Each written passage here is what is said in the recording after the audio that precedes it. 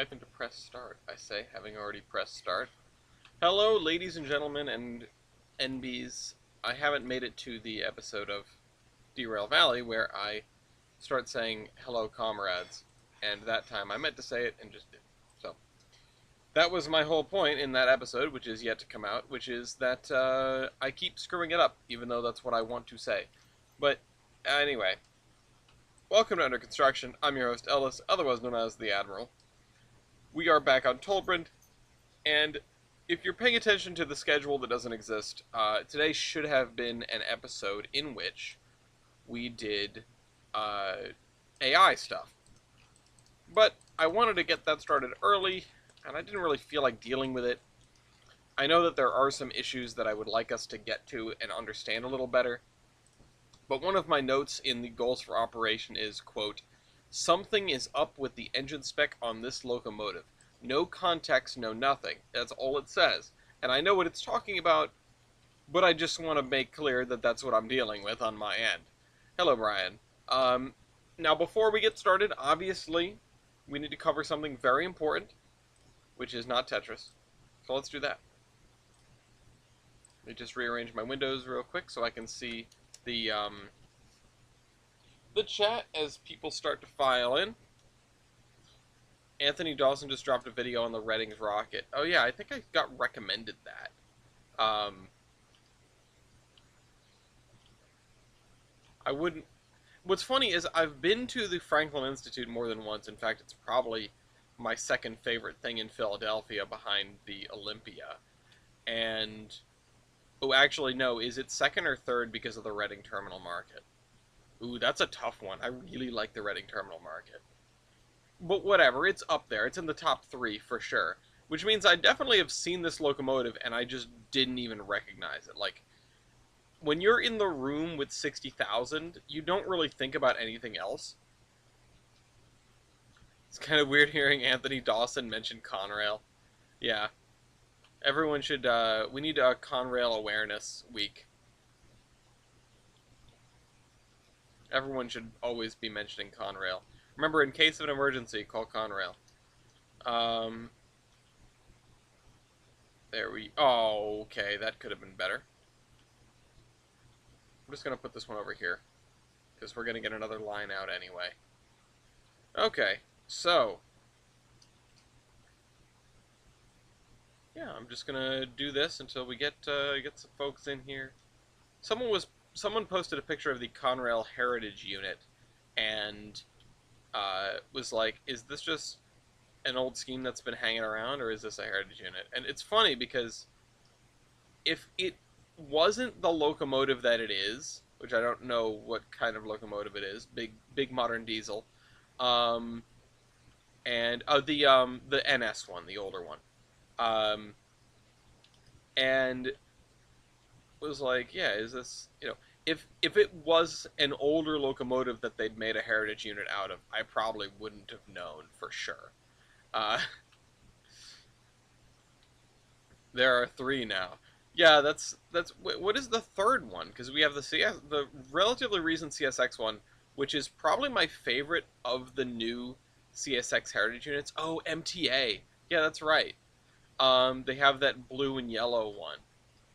But I know they all have different noses. Well, one of them says CSX on the nose, so I'm not sure if that totally counts for anything. But I know the CSX heritage units have been a little bit contentious. I think it's cool, I don't think it's... They might not be lookers, really. They're not the most beautiful things. Design choices are, even if you like them, I feel like you have to admit they're a little bit odd. I get it. I don't think they're horrendous, but I don't think they're amazing. And yeah, I don't know, it is what it is. It's more creative than CPKC. I mean, I guess that's fair. However, CPKC does now have the legacy of the Canadian Pacific Heritage units, which a lot of those are super, super cool. Including the old CP scheme ones. So, yeah. Uh, those are pretty cool. We know they can pump out cool looking and interesting things. They just got something kind of for their main scheme, which yeah, you know what? It's okay. Your main railroad scheme doesn't have to be a knock your socks off thing because it just has to be easy to paint, you know? Um, I get the backwards CN thing, it's just not what comes to mind. And yeah, they do have Steam, which that's a +1 for them. Um, oh, you know what I need? I need a meme of, you know, the Gordon Ramsay meme where he's like, "Oh, gorgeous, oh, beautiful," and then effing donkey, to the whatever, to the other people. I need that, but with the two Steam programs, the CP one and the UP one, or the CPKC one and the UP one rather. Uh, it still feels weird saying and writing CPKC for Canadian Pacific shenaniganry. Uh, I know it's not like someone's not going to know what you mean when you say CP, or yeah, when you say CP, but I was writing out something on Reddit about the Adirondack and what a reroute over Canadian Pacific would look like north of the border. Just call it Compass Point. That's your thing. No. Um, uh, and every time I wrote CP in that message, I had to go back and change it to CPKC. Uh, I'm gonna be honest. I appreciate you standing behind Compass Point, but it is an incredibly generic name. I know that's sort of the strength of it, but it doesn't engender me with very much excitement. Uh, I don't think Canadian Pacific Kansas City is a particularly bad name, especially because it is. I don't know. It feels more direct. Compass Point could mean anything.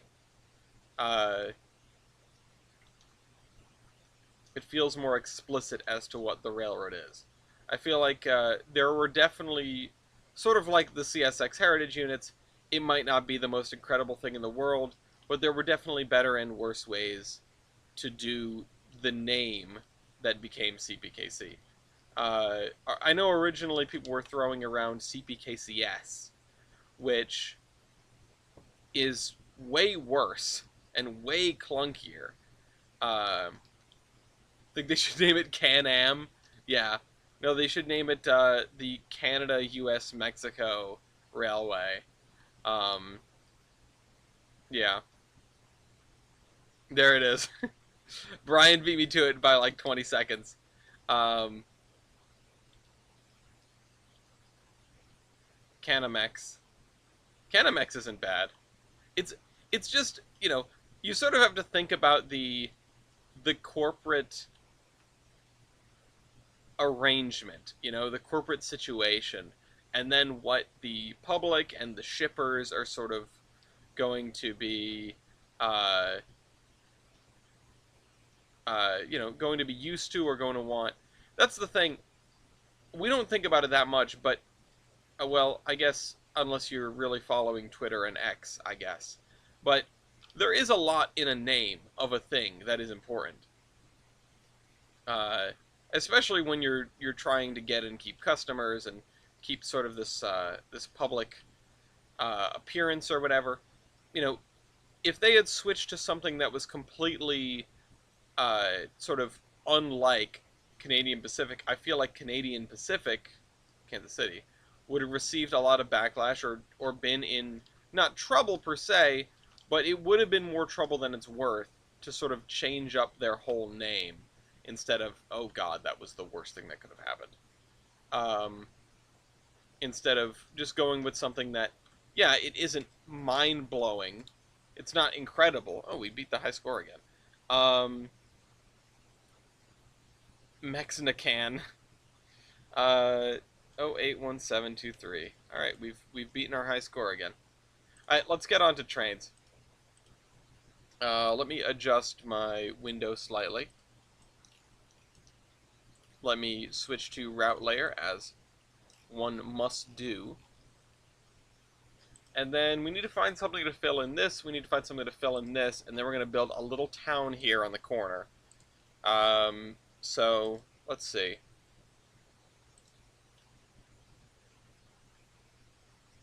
I think... I mean, I think maybe I could just use this color again for this one. Honestly, I should have used like a random number generator to figure this out so that it would be truly random instead of human random, which is not random at all. And there we are talking about randomness again on this show. Alright, let's fill this in here. And let's make the radius bigger. Okay. Yeah. It's funny because sort of the CPKC problem, or the compass rail problem, perhaps we might want to call it, is something that comes up. Something, yeah, Spotify.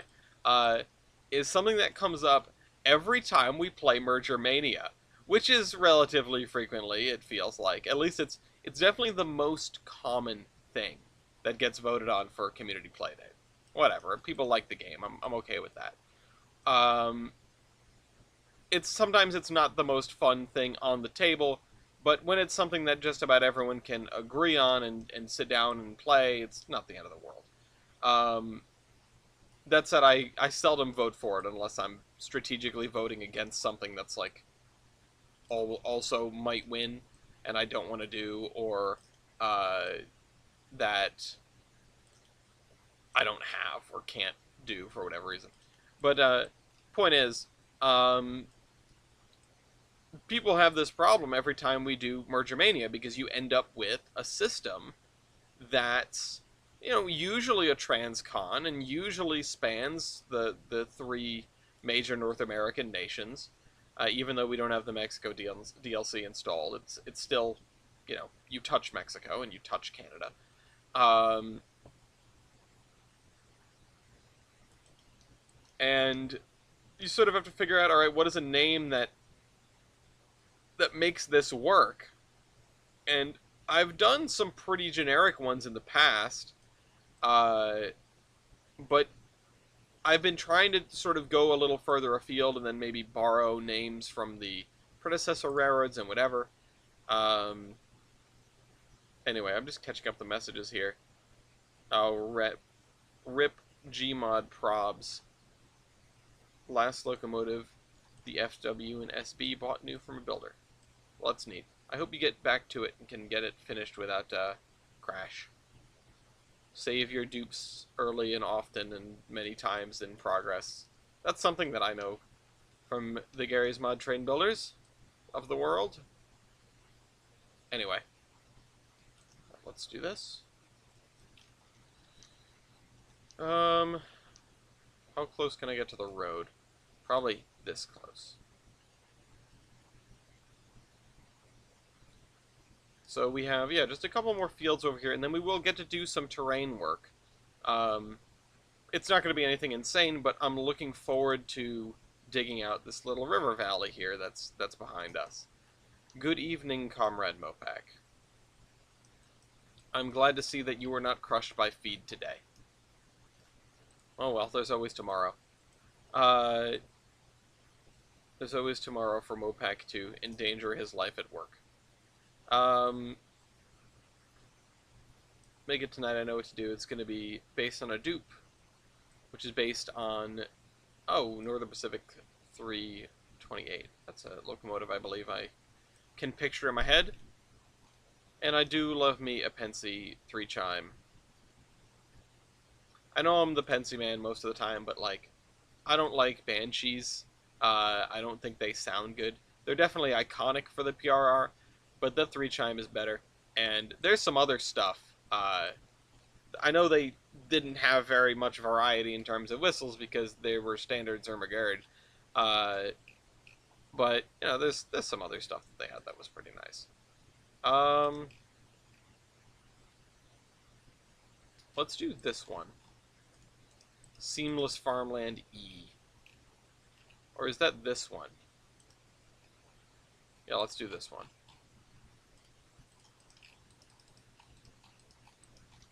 Northern Pacific headlight. Yada yada. We were talking about some wonky looking headlights. Headlights on unusual brackets, headlights that are hung way far out or poke uh, high up or whatever. And it's funny because I never really thought about what headlights looked like under the casing, but they're pretty. I mean, the motorcycle headlight on Monza number 3 is not that far off from what a lot of headlights look like under the casing. It's just they borrowed that one from a motorcycle. It's a little bit smaller than usual. Alright, anyway.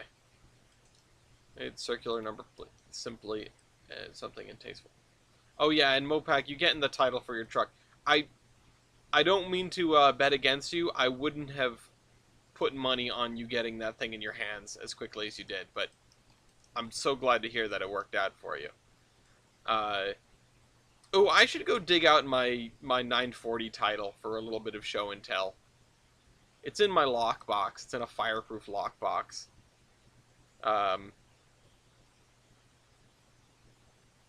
Which, I guess in case my house burns down and my car gets stolen on the same day, that would be very useful. Alright, let's do this. I don't know if I, if I were to lose the title tomorrow, I don't think anything bad would happen to me. I'm not going to try to sell that car anytime soon, or probably ever. But if I was going to get rid of one of the two Volvos, it would probably be that one. It's starting to come apart on the inside. Remember to censor it before I post it. Yeah. I mean, somehow I feel like the, yeah. I don't even know. I just don't feel like I would have much to lose. Okay. So this here. Let's get these lines nice and straight on the edge.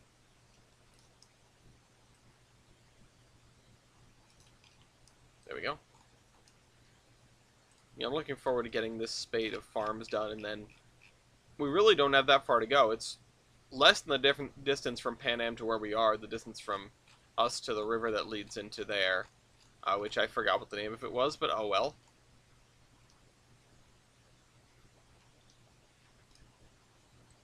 For a car. Sedan, good. Sedan gets you in the front row with the drive-in, that's nice.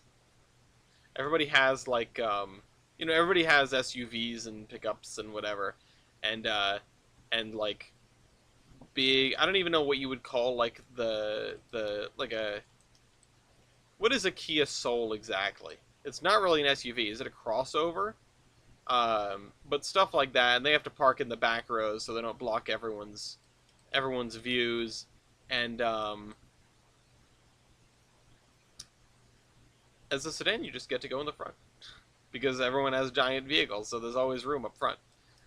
It's a hatchback. Okay. I feel like it's big for a hatchback. I feel like it's small for an SUV, but it's big for a hatchback. When I think of a hatchback, I think of a 3-door, Oh, it's a subcompact? I thought that was, only very small cars.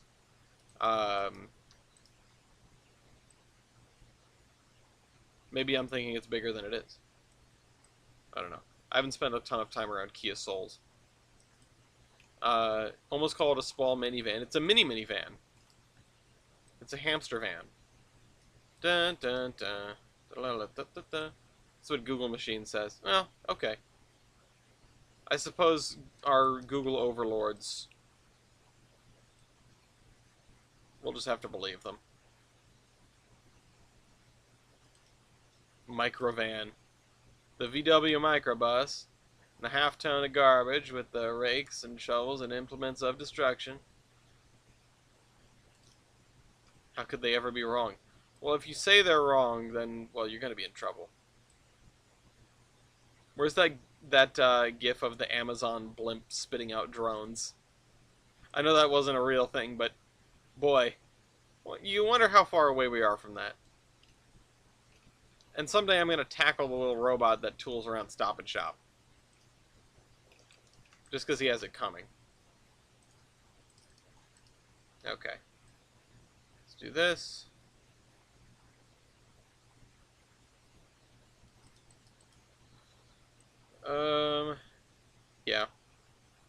like a car story, but now I can't even remember what it was. I don't have very much exciting to talk about aside from that I am really enjoying playing the Derail Valley Persistent Jobs mod, and I recommend that everyone check that out. I'm also enjoying this season of Royales, which we have one uh, like regular episode left. That is in a week from now ish. It's on next Wednesday.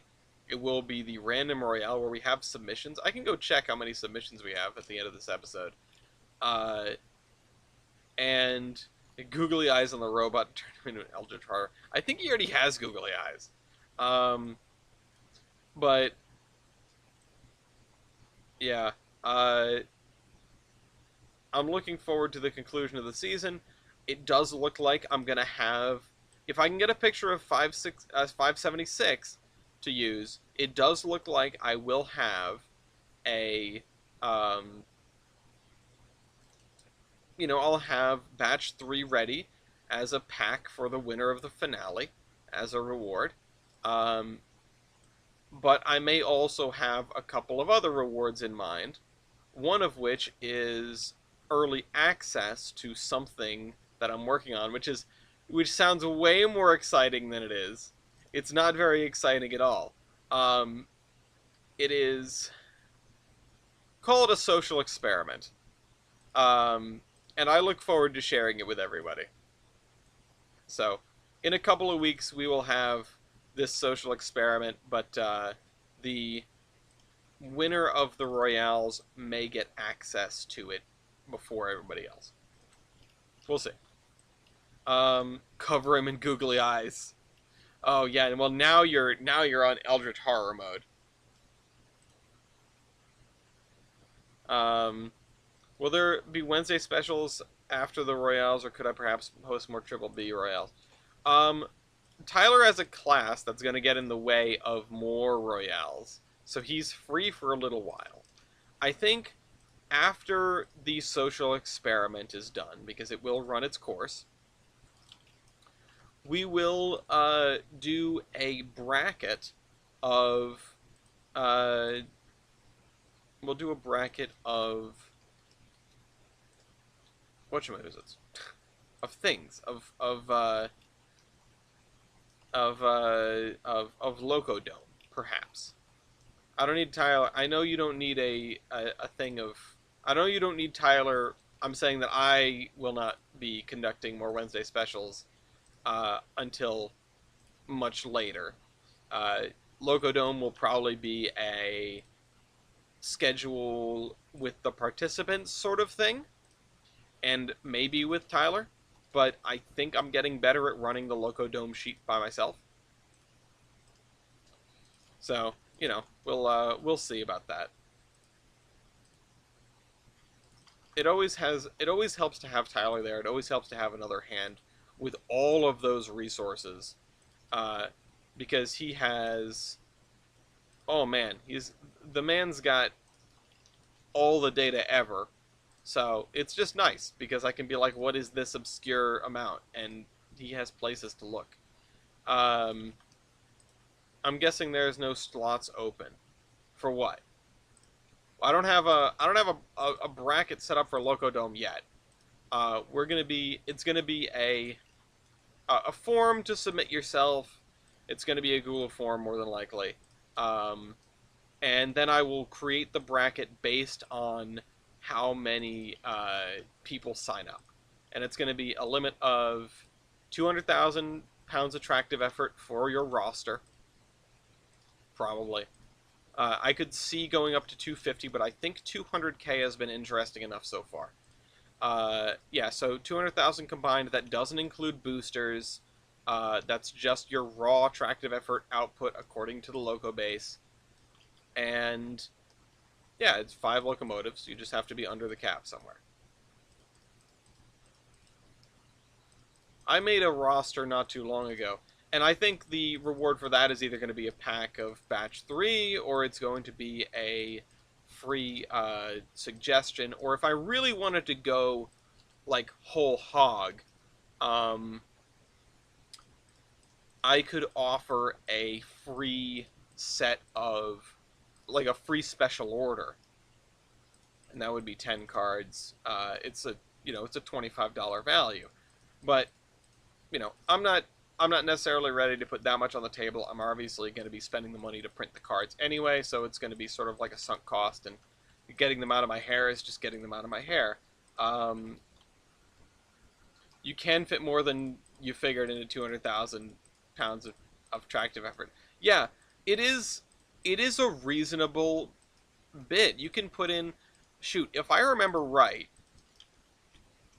man, I wish I could remember where I saved my, because I had a roster lined up. I just don't remember where I put it. Uh, it's I had like the B&M Hoodie Burks. I had the T dash. Or sorry, the double enders. I had the New Haven A1A modernized American, and then I had a couple other things that were like weird and dumb to sort of fill out the ranks there. I think I had a 2-foot gauge engine because you want something very small just in case. Um, I think I might have had like 30-25. I can't recall, which is a shame because I had like this is my ideal New England arrangement. But yeah, that's just going to be it, and I want to see what people show up with and what people come up with. Uh, but yeah, obviously it's going to be a what's the word? It's going to be interesting to see what happens, especially if you have people with uh, duplicates. Like if both players have the same locomotive, there's a whole set of provisions with regard to ties to sort of avoid the Spider-Man pointing meme, but why 6B Daniel Layson in 3 singles? I mean, good luck putting together a full match sheet for Daniel Layson, but you do you. I want to see Fort show up with the 8,000 class, or the CP 8,000, and then yeah, you could do a what in the world bracket where that'd be cool. Each you have to have 5 different countries represented. That's neat. Um, let's see. Do this. Just check on this. We've got to get the dirt texture up to here, and then, yeah, like I said, we're going to build a little town. Although I kind of want to do the terrain work first. Just to see what things are going to be like. Let's crank that up a little bit. Anyway, yeah. So we're going to have the Royales. We're going to wrap those up. We're going to have a little social experiment. And then we're going to have a bracket of Locodome. And like I said, it will be set up based on how many people show up. If there aren't that many, I could see even doing like a double elimination bracket, which could be interesting. And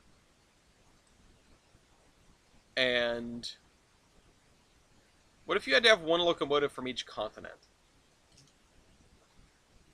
You have to have one from Asia, one from Europe, one from Africa, one from North America, one from South America, or one from like Oceanica or Australia. Um, so you have 6 to choose from, so you can drop one if you want. One from each continent. That'd be interesting. That's the other thing I like about Locodome. It really opens up the variety for the things you can bring. I mean, yes, Tyler and East did figure out like a meta deck, but I don't know how meta that would actually be. I don't know if it would work. It's just what they think would work. I think there is merit to what they put together, but I don't know. Spanish locos are underrated.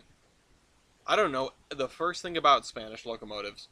I would love to see one show up to Royale so I can dunk on it and or praise it for no apparent reason, with no like rationale. French logos tend to have more points. Yeah, I mean French locomotives because they just threw all sorts of stuff on their engines, sort of like bringing that thing that Bender brought with all the bells and whistles.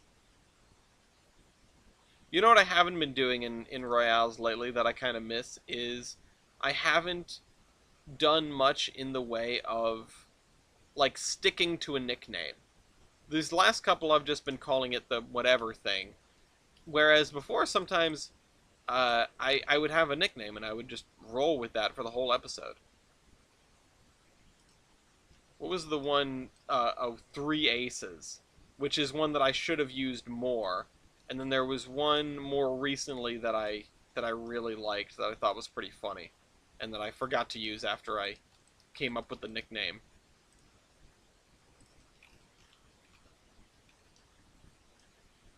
Uh, Chapelon made nice things. Is the thing. He was a bit of a mad genius. Reminds me of my boy George S. Griggs, the inventor of the firebox. Anyway, let's do this.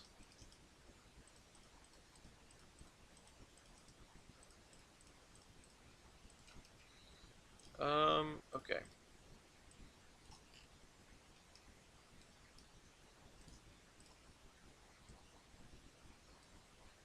Let's fill in that there.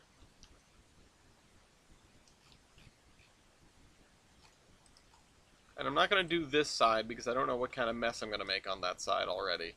Or, in the immediate future. Imagine if Porter rebuilt the Nason. The question is, would Tyler love it or hate it then? That would be wonderful. I want to see, like, you know, these folks of old get handed like, the oldest locomotive you could get them. Or even just a modern replica, like Leviathan or something. And see, okay, like, the equivalent of giving Leviathan to the Pimp My Ride people, uh, and seeing what you get at the end of that. Be wonderful.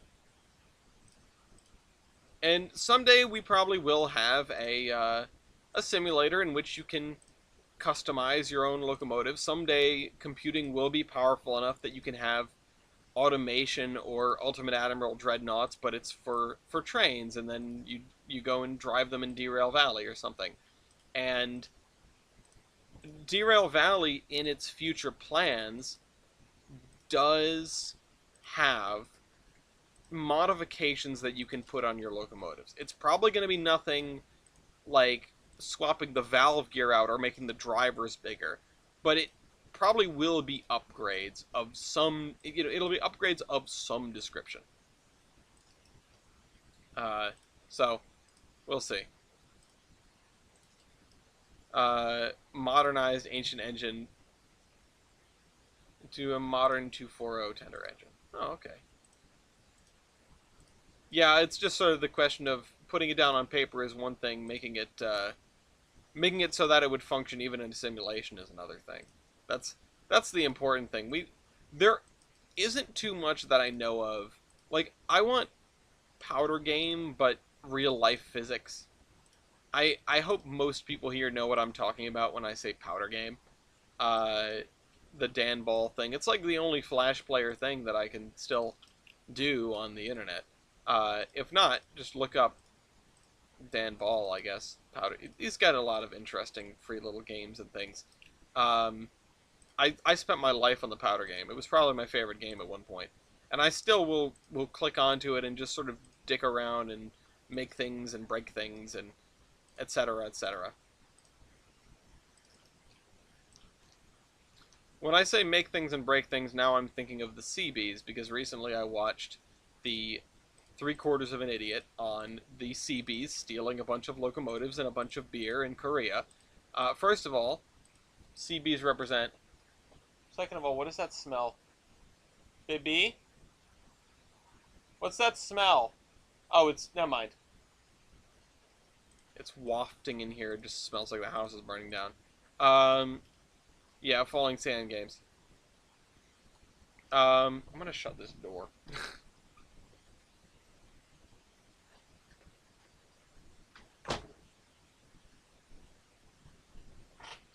some real skunky stuff.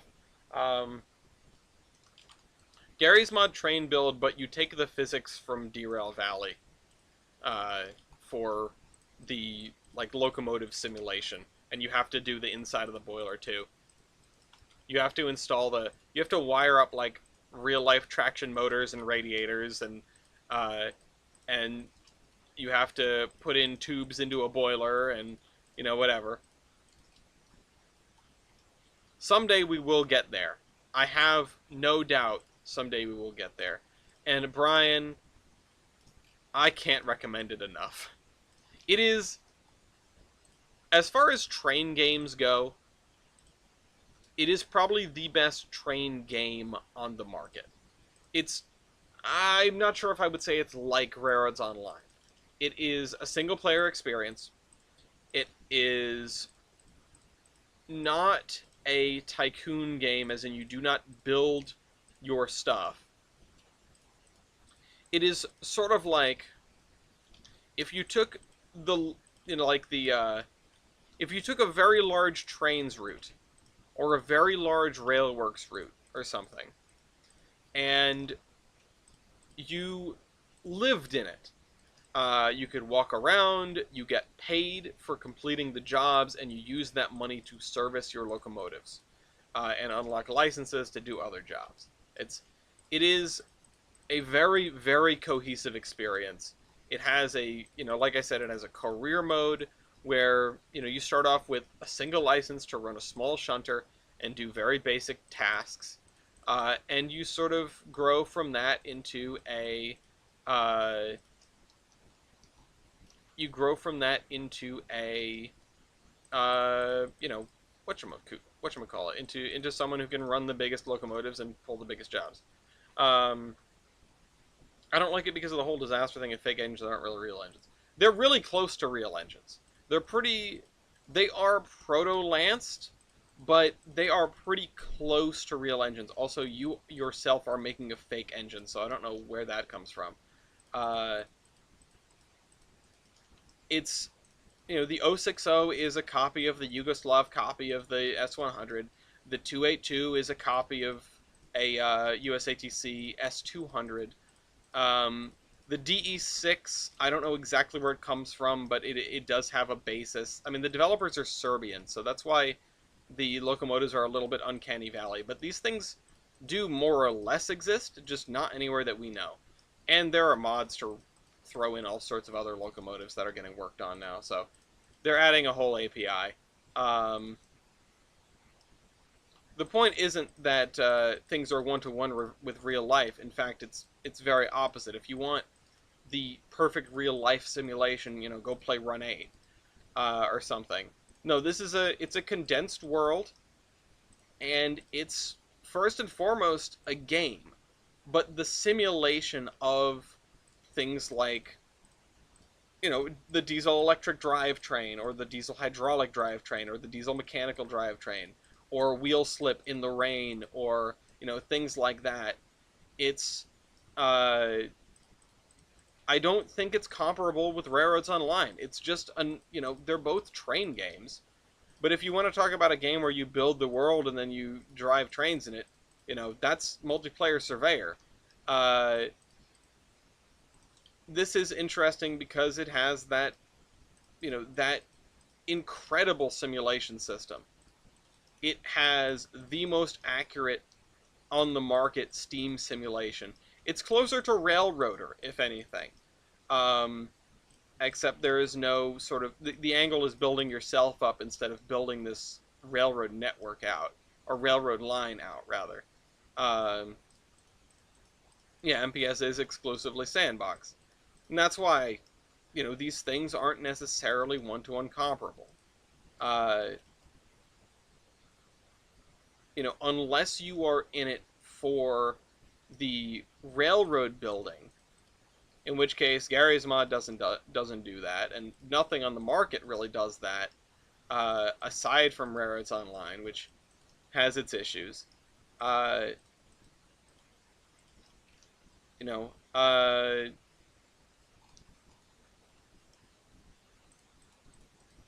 yeah.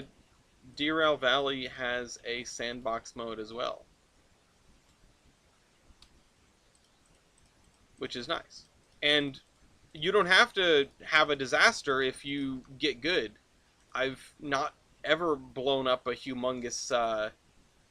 I've not ever blown up a whole train or a whole industry or anything like that.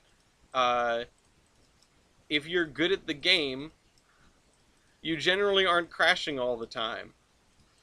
Like, yeah, the crashing is something of a selling point because it can be entertaining, but it's crashing in the same way that, like, you love to see crashing in that game in the same way you love to see crashing in, uh, you know, Railworks or something, you know? Uh, you aren't buying it for the crashes. And maybe some people are, but that's not me. Uh, yeah, if you want really realistic locomotive simulation, if you want an experience that doesn't involve staring at the Mojave Desert for 3 hours but still has realistic locomotive simulation, uh, you know, man, it's just so good, man. Uh, I highly recommend if you ever have the opportunity, give it a shot because again, until something else comes out of the market, there will not be anything that simulates driving a train quite as well and has at the same time perfected the game aspect of its game. You know, it has the you know it has a cohesive or coherent experience.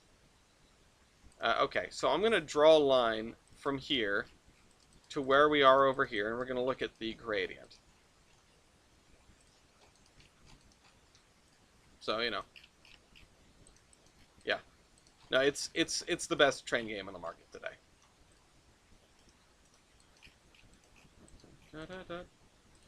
Uh, let's see. I need to turn on the gradients again so I can see this. That's negative 0.3%. That is sedate. That is lovely. And then it goes down over here because this isn't. Yeah. Okay.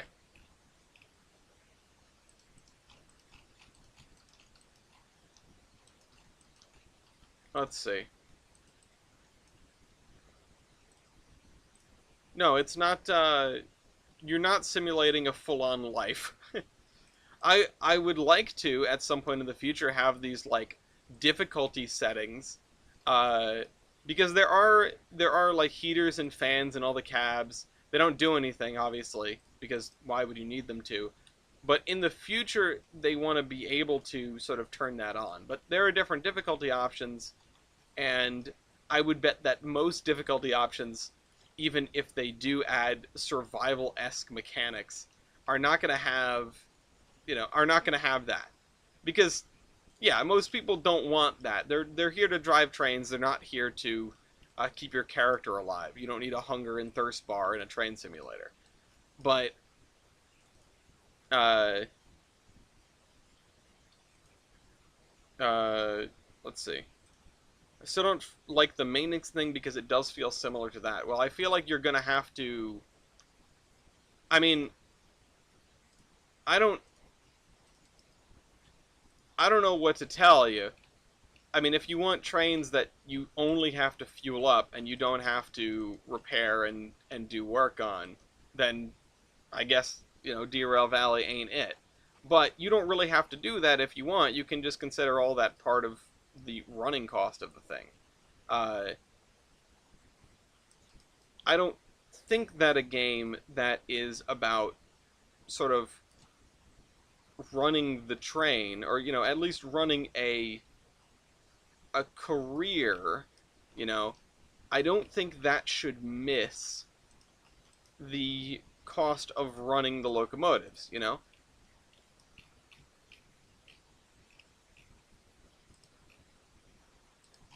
Let's see. I could just hop into Surveyor 2.0 and extend these down. I don't know if the grade would keep. Or I could just extend one, place the spline points next to it, uh, oh, whatever. Well, you can still just take it as a driving simulator. It has a sandbox mode. You can turn off all the career things. It's just the point of all that I'm saying is that it is the best simulation of running the thing that is available, unless you want to play Run A. And even then, that doesn't have a steam locomotive in it, so, whatever. Um, let's see. At the very least, I feel like most train games are going to have you pay some kind of running cost, or at least pay for the fuel, or have to get it. If we are going to compare it to Railroads Online, you have this, you have a tender that you can empty, or a bunker that you can empty, or a wood pile that you can empty, and you have to go and replace that. Now you can go and get it manually. Okay, there we go.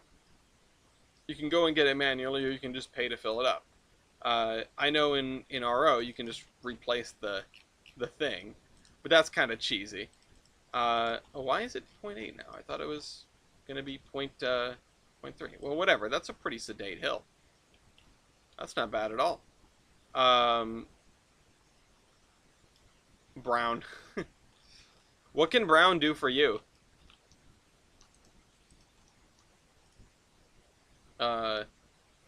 Stick with Gary's mod for now. Maybe Century of Steam will satisfy my taste someday. If it does turn out to be Roads Online, but better. Yeah, I just don't doubt that they will include, some of these mechanics that we're talking about. Because I feel like that was something that was promised with Railroads Online and then we didn't get. Or we haven't got yet, I should say. Because it's not a complete game. And it's, it is tough to make the call. It's tough to make the comparison. It's tough to say that, what RO will be or could have been.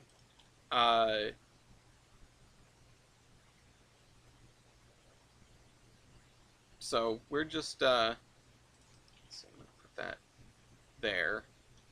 I don't know if this is straight or not. It's close enough. I'm sure it'll be close enough. I hope that Century of Steam becomes everything that it wants, everything that it aims to be. And they're setting up systems that are unique to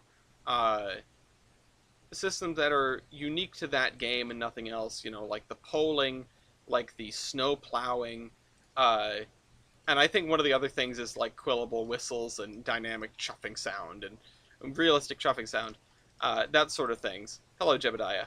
I mean, I'm going to try not to bother Heiss and the rest of the team too much, just going forward, but also while I'm there. But, there probably will be a period in time where I discuss things. Unfortunately, I will likely not be at liberty to say very much about it because it's not my game and I am not a press mouthpiece. I can only say that,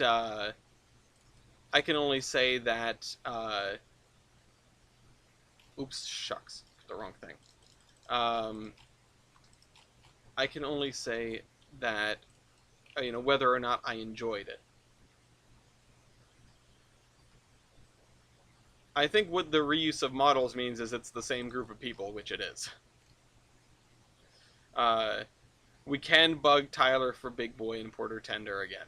Well, actually, we don't know if we're going, maybe we will get Porter Tender, but you know me, I have much more important things on my mind than bugging Tyler about Big Boy and Porter Tender. We have much more important things. For example, signals. I want to sit in a tower somewhere and flip levers. I don't need all this fancy schmancy driving around. I just want to flip levers. Alright, so can we... We're going to have to do all of this. Is it bugging Tyler? I want position lights on my narrow gauge. I want position lights and uh, I want position lights. I want semaphore. I want all of the things. These are a few of my favorite things. But yeah, no. Uh, I'll say it. I'll say it again. I'll say it to everyone.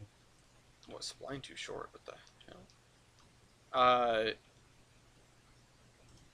Derail Valley is the best train game on the market. It expertly combines the simulation aspect of running a train with the gamified aspects of, well, a game. And it has sandbox and career modes. It has so much cool stuff. It has a variety in transmission. Like, it has a variety of motive power that I have never seen simulated in any game, period.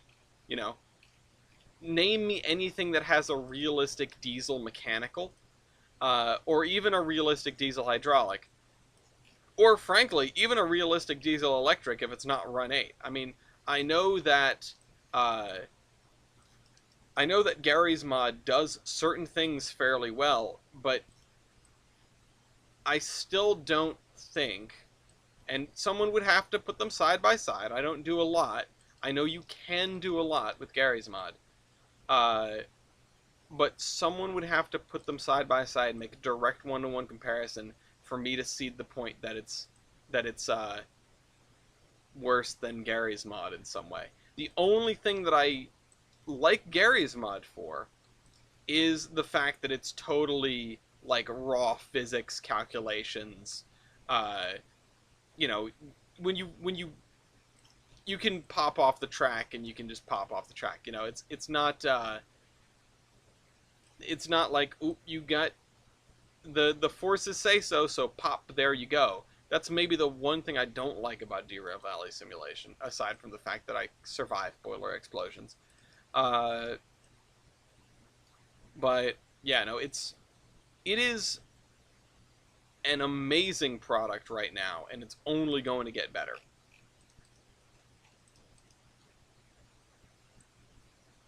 So yeah, it also just, it gives you the neuron activation of like doing a job. Uh, Aside from, in Gary's mod you can do operating sessions, but it's sort of like fiddling with a model railroad in a virtual form, where there isn't like a consequence to whether you do it right or wrong, other than the people that are like, oh, you screwed it up. Uh, and in this case, it's like, oh yes, this will affect your career. Which, oh man, I love that. I genuinely love that. I love that there's an impact to, like, there's a thing that happens when you screw up. Whether that is you've screwed up by way of going 70 across a 40 kph curve and you just yeet yourself, or uh, whether that is you have, you know, you have rammed into your cars too fast and broken them, or you just never make it. You have to give up on a job because you don't have the motive power for it. It, I can't gush about it enough. It's a fantastic experience, and there are new mods every day that make it even better. Uh, there's an economy. Ooh, that's really cool. That is really cool. Yeah, that's what I like to see. Um, Honestly, I think the only other thing that sort of stacks up here is Steam and Steel, which it reminds me a lot of Gary's mod, in that you have uh, sort of your game engine that was not built for this, but is now this. Uh, and I would like to try out Steam and Steel at some point. It really seems like a really cool cohesive experience that is functional in a way that certain other market products aren't. Uh, so, yeah, I mean, maybe someday I'll get on and do that. Uh, And also, I don't know about it very much, but it really seems like everything is sort of built in and it, quote unquote, just works. My issue with Gary's mod has always been the setup. It is, ah, it's so much effort to get all the right dupes. You need to know the people. You need to have somebody that can walk you through it, basically. You need to get this pack of items for this server and whatever. It is not the kind of thing that you can just sort of jump in and do on your own. Uh, but on the flip side, that does make it this uniquely social experience, and that is really cool. Um,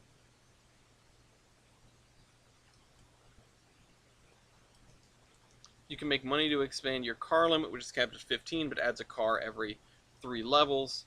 And that's pretty cool. That reminds me a lot of Derail Valley. Uh, let's see.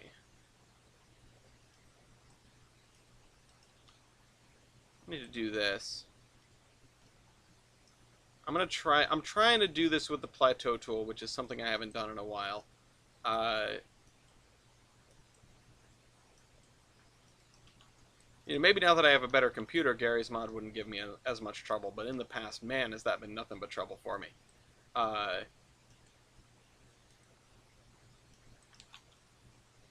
and I was close to getting into it, and I don't really know what happened. I think I just sort of fell off the curve or whatever. Because I did start building something, but it wasn't with any sort of direction. I saw all the props, and I went, "Oh, I can just I'll build a mogul." But I didn't know how to resize anything. I didn't know how any of the tools worked. I'd basically never played Gary's mod, and I had put together what amounted to a wheel set. I had like the frame and wheels of a mogul, and sort of realized, hey, wait a minute, this isn't how anyone does anything. I must be way off base. And the learning curve here is too steep. I'm gonna go play Trainz. Uh, yeah.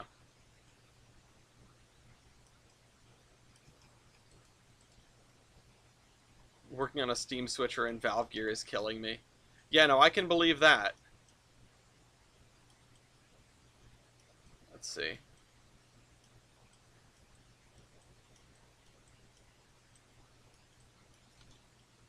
There we go.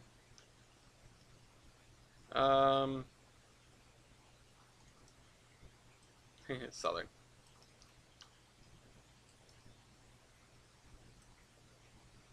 Think about the reward when you finish it. I just want my Pitmobile back. I'm not even sure if I still have it. It's probably saved. It's buried in a folder somewhere that probably doesn't have anything to do with Gary's mod. Like, it's not connected because it was something I dragged over from my old computer. Or, well, my old hard drive, I guess, before I upgraded to Windows 10. Well, let's do this. Yeah, alright, we are a tiny fraction of the way there. This is going great, guys. It's going great. Alright, you know what I'm going to do, though? I'm going to put in some water in this river valley.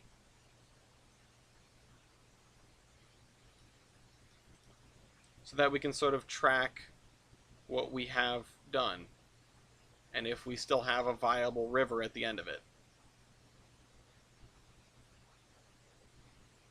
Alright, there we go. Stevenson, you just leave it alone. It's down there. You don't need to model it. Who cares? All right. Let's do this.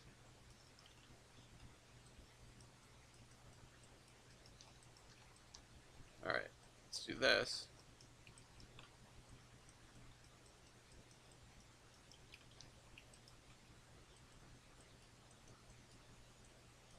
Let's do this.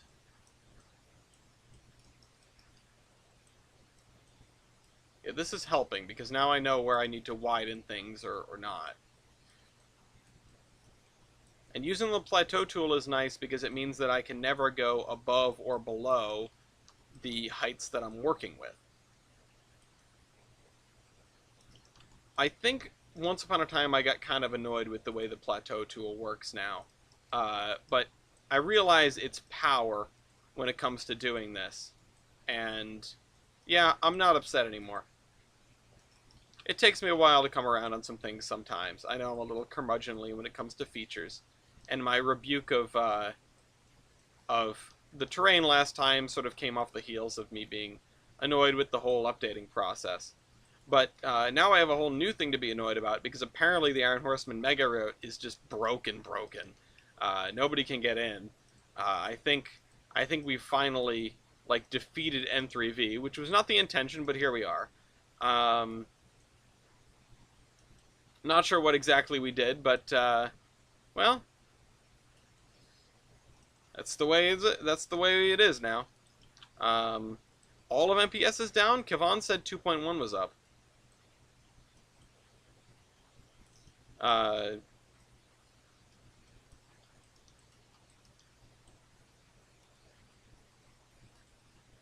let's do this. Trainz machine broke. No, I think we should still take credit for this. Either way. We have successfully taken down the entirety of Trainz forums. Uh, well, still think it's us. We have destroyed Trainz. We were the ones pushing for the content packs, and then we got the content packs and everything broke. Coincidence? I think not.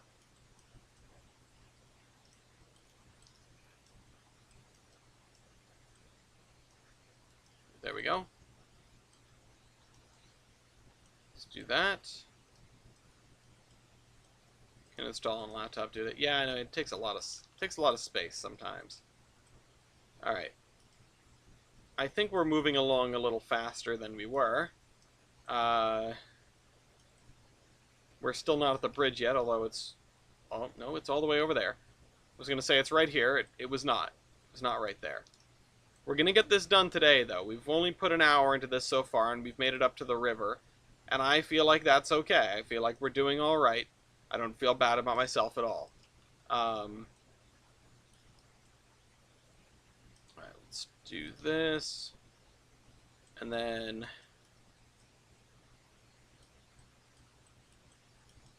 I want to sort of try to keep this more or less the same width through the whole thing without making it look completely atrocious.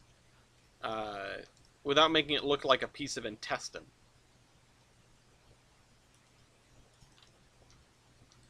And I think the bottom line here is I'm just going to be sort of going through it repeatedly with brushes to raise and lower the terrain until we get something that looks reasonable. And we have to, every time we do an edge, we have to come back and make sure that the edge that we create is a little bit smooth. It's a little smoother because, I mean, you can have little cliffs and things, but nature is not very jagged when there's a lot of water flowing. Sometimes. Not all the time, but sometimes. Most of the time. If there's not a crazy amount of like underlying bedrock, I suppose.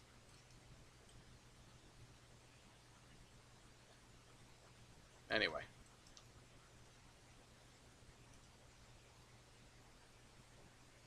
There we go. One of these days I'll crash a train in persistent jobs, and then I will really have to pay for it. If you like pain, I could put some oxbows in it. Yeah, I could. But I'm not sure the area here is shallow enough for it. I could do that. Maybe I will, actually. Because I haven't... I just don't typically see oxbows on rivers that are this small. But you know what? Maybe I could. I could put one over here. Like this. That would be neat. Maybe we will do that. Let's see. Let's see. Oh, I made a divot. I didn't... Not sure I meant to do that.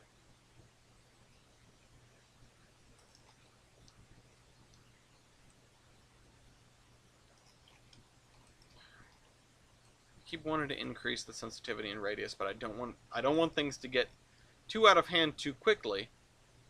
And the next thing is going to be, what sort of bridge do we put in for this river crossing? It's probably just going to be another truss bridge. If I'm feeling spicy, I might put in like a deck truss if I can find a good one.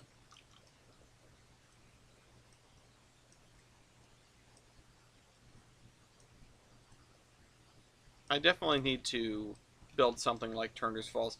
It's a shame that there's no humongous covered bridge in the on the DLS anywhere. At least not that I've found. I mean, the schematics for it exist. Maybe I could bribe Tyler to make me a bridge-killing bridge. But yeah, there we go.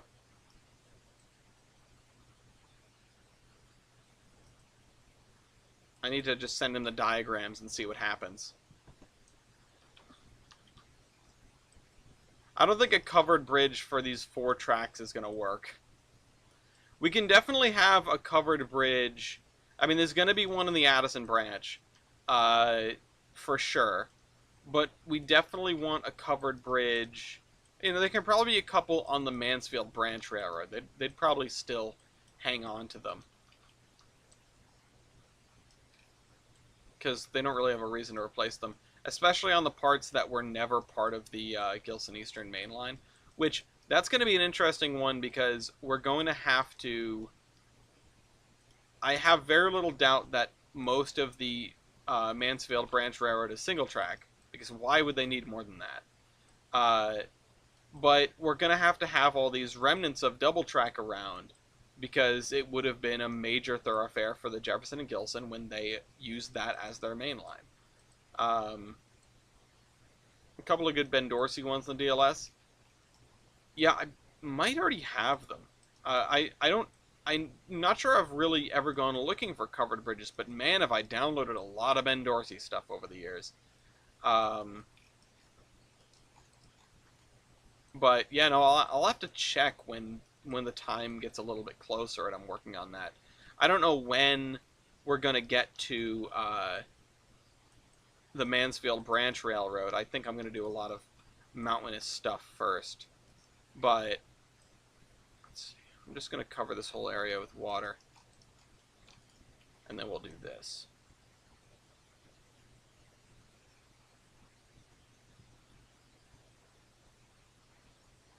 And then we will close it up once we're satisfied with the way the oxbow looks.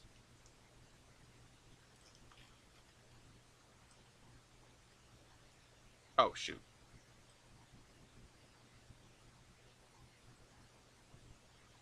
Yeah, like so.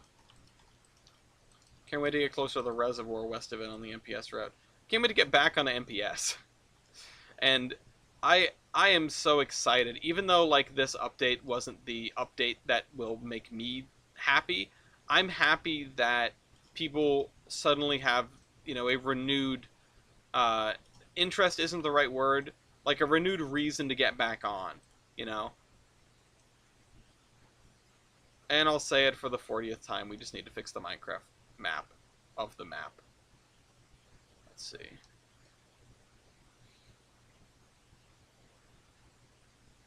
Let's do that.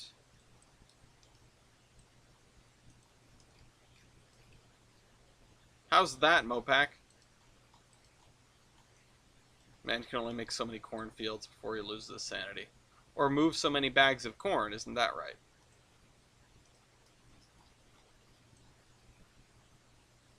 Let's do this. Let's try to flatten out the edge here. And then we're going to have to come back and dig out the channel again, because I need to smooth the edges first.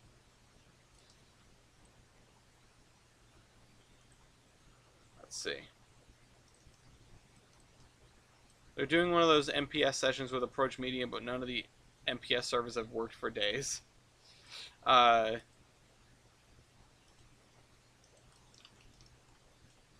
I mean, clearly at least one of them works then, right?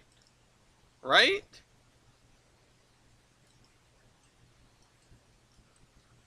Maybe we just delved too deep too quickly into the content packs. Also, why do they have to schedule their stuff on top of my stuff? I was here first. I've been doing Thursdays for years. I get dibs on the Trainz route building audience. LAN party, yeah. If we could get it to work over LAN, at least that'd be a start.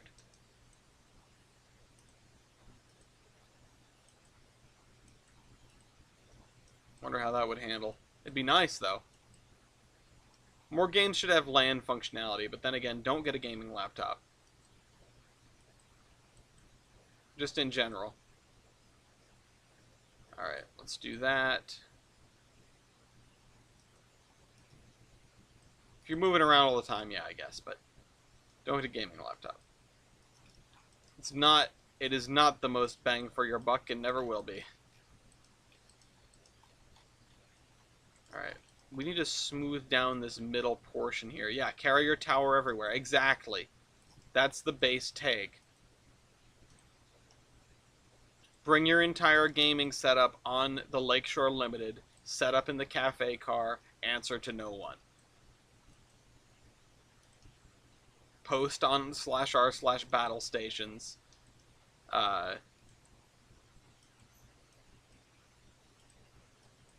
And play Cursed Halo in the dining car, or in the cafe car. There we go. Tempted to do another Cursed Halo playthrough and record it. Also tempted to drag somebody along for like a lasso Cursed Halo thing, but maybe not record it. Because that's just pain and suffering. Yeah, and play not Tetris in front of the Amtrak crew. Especially if Tyler is there. This is looking pretty good. I like the way this is turning out.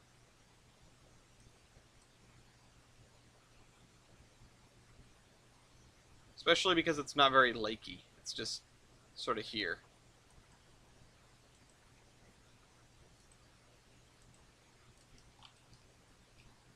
Let's see.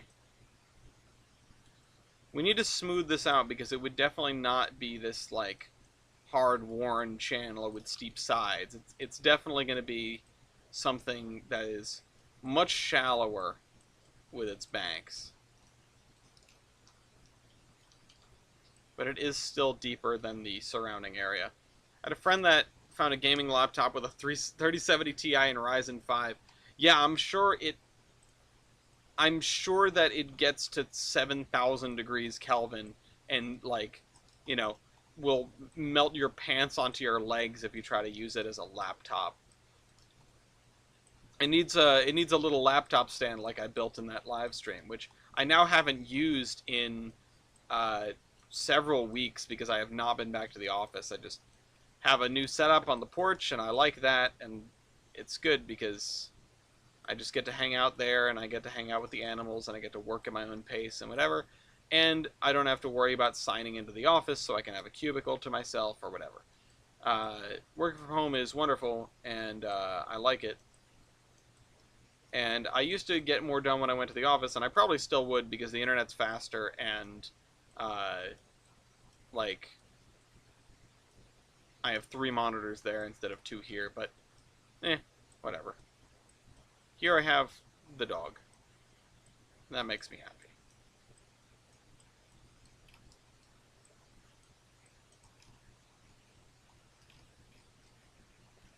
How about that? My gaming laptop, like, burning my thighs after watching a movie. Yeah. Yeah, I do be like that. I never owned a gaming laptop, but I've owned plenty of laptops and they get plenty hot. So one that's, like, explicitly a gaming laptop, I can't even imagine. Not including the one with the broken fans that got extraordinarily hot. And Mew is going to burn. Not burn. Mew is going to have his phone die. Rest in peace, Mew. We'll see you when you get a charger.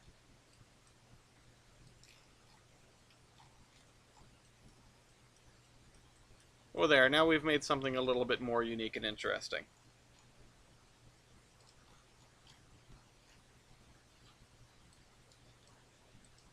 And the landscape here is nicer for it, because it's a little bit more varied and a little bit neater. Let's turn this up and that down. Yeah, this is how you get those really, really stretched out landscapes. Scars on me because of poor thermal distribution. Yeah, that sounds about right. Rough. Had to go put toppings on a pizza. Nice. I just ate, but I would not say no to a pizza right now.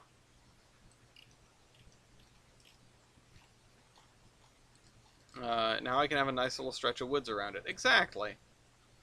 I love me a nice little stretch of woods. For example, the entire state of Maine. I actually can't wait to go back on Saturday, although it will be more of a, work not pleasure trip. I know the trading cards are a hobby, but when I'm doing these things, as much as I talk about them as things that I, woohoo, I get to go to the narrow gauge convention and I do this and that. I mean, yeah, going to the narrow gauge convention is as much an excuse to hang out with Weibold and Mark and Leighton as it is to just as much as it is to go and sort of do recordings and sort of spread influence and whatever. It's like, it is a vacation, but it's also sort of like a business trip. A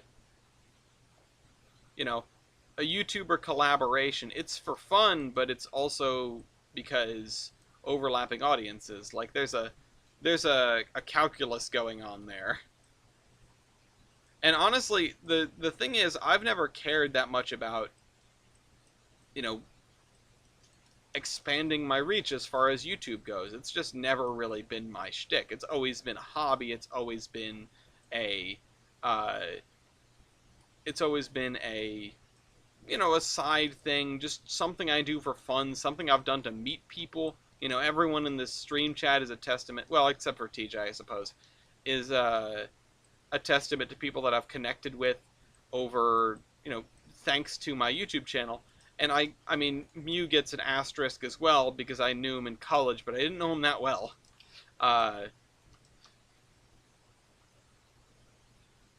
But, well, no, I'm going to TJ. I'm going to Maine to see 475, or not 475, 470, and we do have all this stuff around. Brian isn't wrong. We live an hour from Essex. As much as I lament the fact that,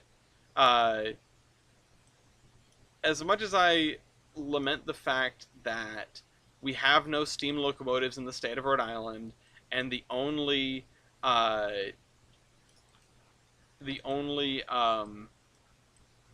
surviving steam locomotives from the state are Everett 11, which is cool and all, and good old Danny Nason.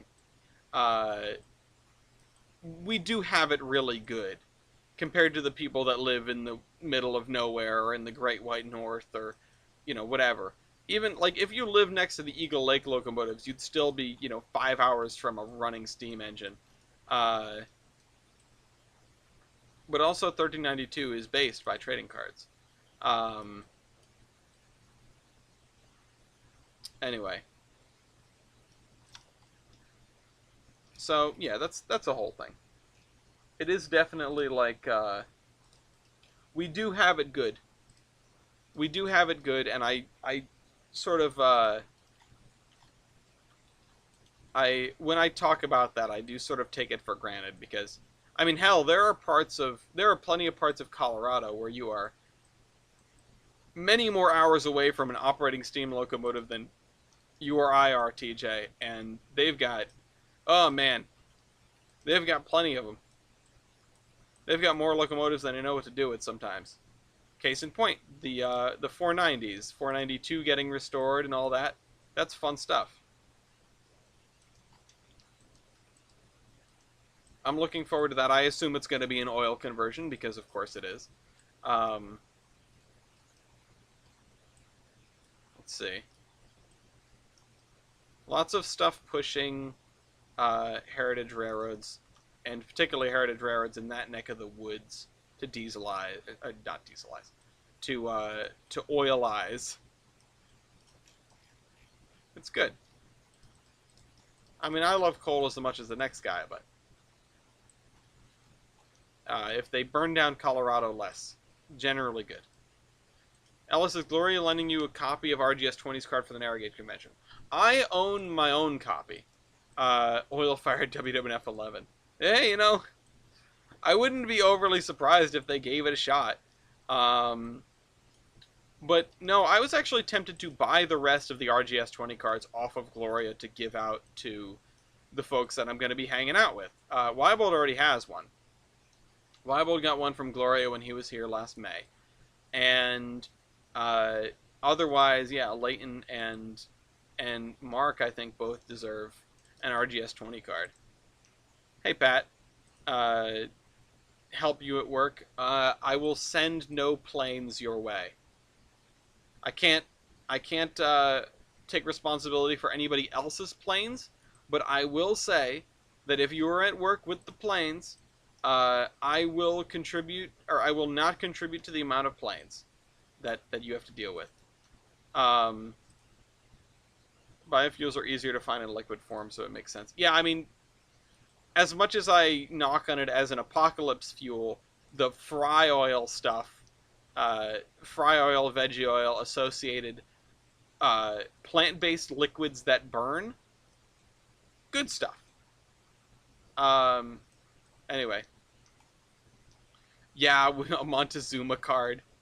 That'd be fun. Listen, I would love to do a collaboration, like Century of Steam trading cards, which is definitely something I'm going to bring up while I'm there. I've already, Tyler already knows about this, and we've discussed it a little bit before, back when the project was a total secret. But that was months ago. That was before we started on... I think it was before we started on Batch 2, much less before we started on Batch 3.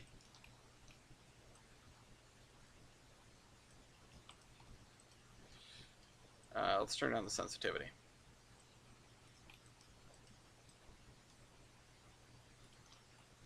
Yeah.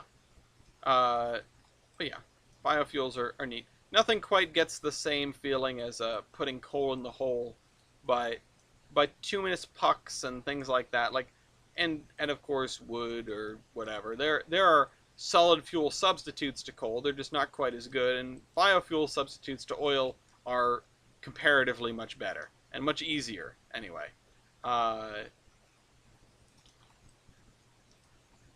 Good luck, Colebrookdale 18 is still a veggie oil engine.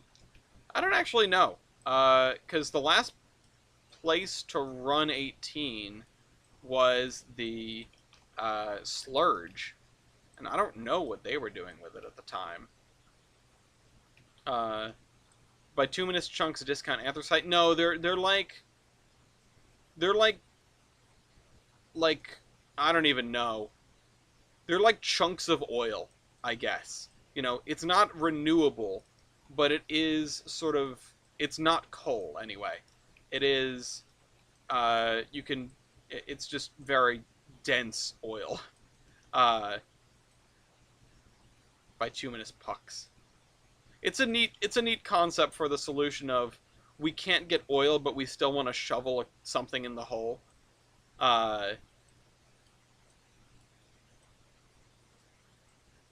Yeah, gilsonite with extra steps, actually. That is a decent way of putting it. I hadn't thought about the gilsonite comparison, but that's a good one. So yeah. Let's do this. And now this river is getting kind of broad, which is okay. We can come back here and tidy it up later. Sounds worse than briquettes. I don't know if it's worse or better, uh, but it just is what it is. No, we're not doing tar engines. We're not doing tar engines. We're not doing that. We're not doing like rubber or anything. We're not burning anything cursed. Uh, please no trash-fired steam locomotives. Um,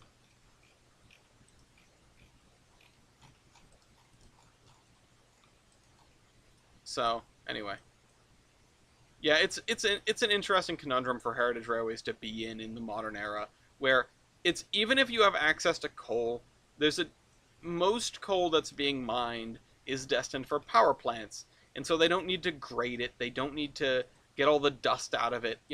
These are it goes into these huge industrial boilers and fireboxes that'll just eat anything. They're not very picky. It doesn't need to go on a scoop. It doesn't need to go, you know, in through a small opening and sit on grates properly. It just needs to burn.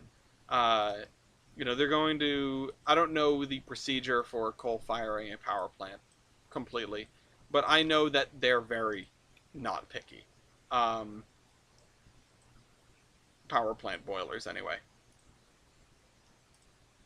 Uh, and so, I can only assume that the same thing sort of applies for steel mills because again, it's this massive industrialized process. I assume it's in their best interests to be able to use the cheapest coal possible. And for a steam locomotive, the cheapest coal possible is still like reasonably sized chunks of coal without a buttload of dirt in it. Whereas a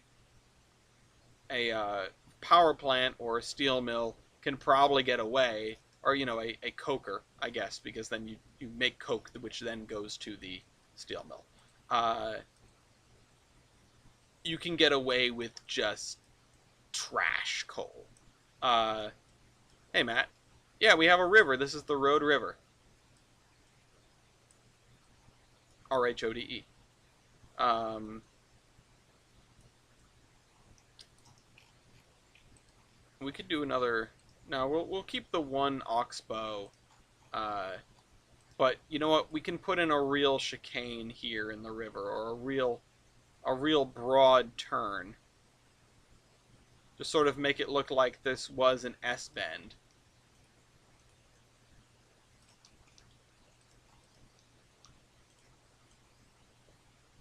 I think all other things being sort of equal and not problematic, sort of assuming a uniform substrate, a river can go 3 times its width in a straight line. Something like that. That's a rule of thumb that I read. I don't remember what sort of the geologic basis for that is, but yeah. I'll try to not go in a straight line. Um,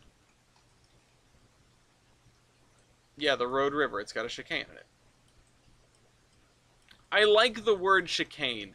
I find it to be much more entertaining than S bend or zigzag. It rolls off the tongue so well. It's nice. I like chicane as a word. And plus, then you get the lovely chicanery, which is also a great word.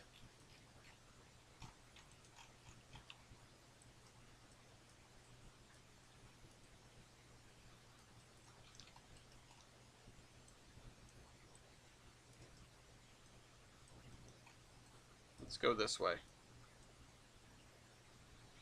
Let's go this way.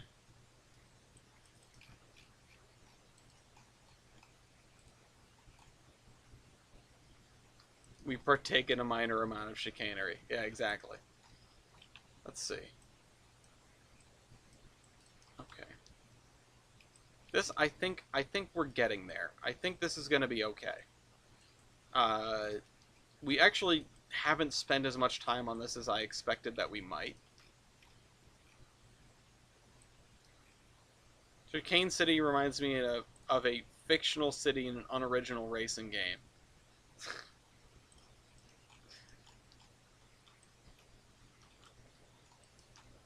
Yeah, that'd be fun. Chicane City is something that I would name like a really basic and dumb race course, in like you build a go-kart track in Roller Coaster Tycoon and call it Chicane City.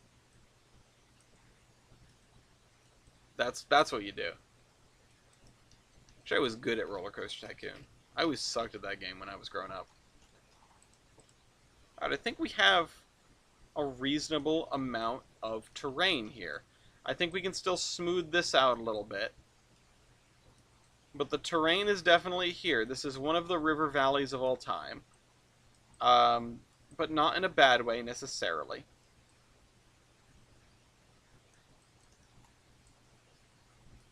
Let's go. Let's go. Yeah, a reasonable amount of terrain foolery.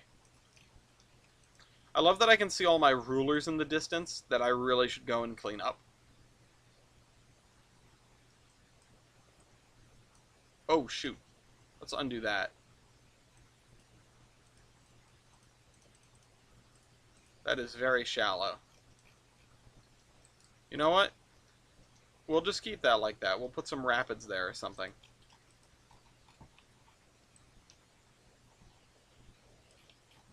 Limes. Okay. Um, this is our to-be bridge. To bridge or not to bridge? That is the question. Actually, there is no question. We're definitely bridging. We need to get across this river. I think I'll put a set of spline points here. I'd sort of estimated where the spline points might need to be before I built the river. I was wrong, but that's okay. It's okay to be wrong, even if you're wrong a lot. You know what's uninteresting? Being right all the time. You don't learn anything from that. Okay. So I am going to delete these tracks that span the gap here, and then we'll try to figure out a bridge. Although I do want to smooth these edges out a little bit.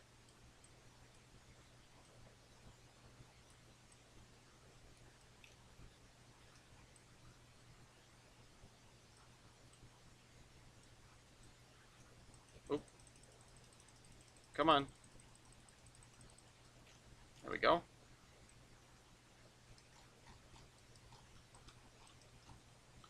Okay. See you, Brian. We need a bridge. Let's look at bridges.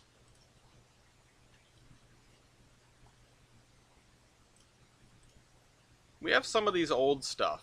These old things. These plate girder bridges, which I don't think are going to be it. Shaughnessy East Portal Viaduct. What is that? Whoa.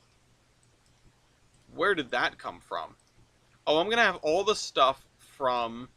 Oh, no, I'm going to have everything from the content pack. Okay, hold on. Let's go into Surveyor 2.0 for this so I can use the... Oh, wait, no, I can just use the regular thing. Edit in... Well, whatever. Let's give it a shot. Track. Bridge. Oops. Wait, what? Oh, it started us at the bottom. Through Girder Bridge 3. Oh, it's a 3-track bridge. Yeah, that looks good.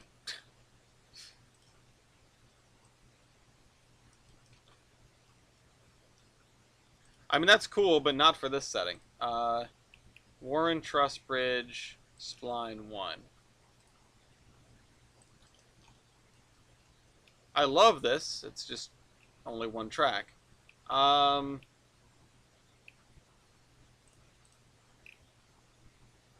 I wonder if I can find some bridges that are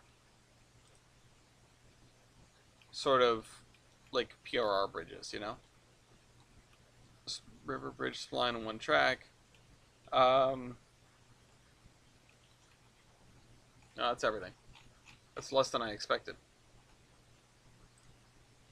With coping stones. With coping and seething stones. I don't want to do this. This looks dumb. Arch-style trusses. What is this one? Oh, Jesus. A 2006 bridge. Plate deck. I kind of want... I mean, I'm not even sure if it's quite tall enough for a plate girder bridge. Yeah, maybe an arch bridge is the way to go. Which I think I have one of these somewhere. A 4-track arch bridge. Let's just go up the line. Let's go back into Surveyor Classic so I don't accidentally click on something and break it. Let's look at other river crossings. I mean, we have this one, which this is a culvert, if I remember right. Yeah, this is a culvert that we made. That's fine. This one is also a culvert because it's on a curve. This one is a small truss. This one is another... I think this is a girder bridge. Or a truss. One of the two. No, it's a girder bridge. Okay. I like the way that... These areas, I think, are underrated by myself. This is a big, sexy truss bridge. I love this. This is probably pretty similar to what we're going to be dealing with. These are BDW, I think. Or, sorry, they're RRTK.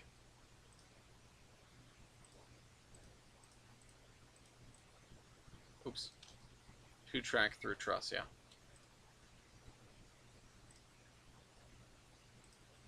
What is the 5 meter versus the... Hold on.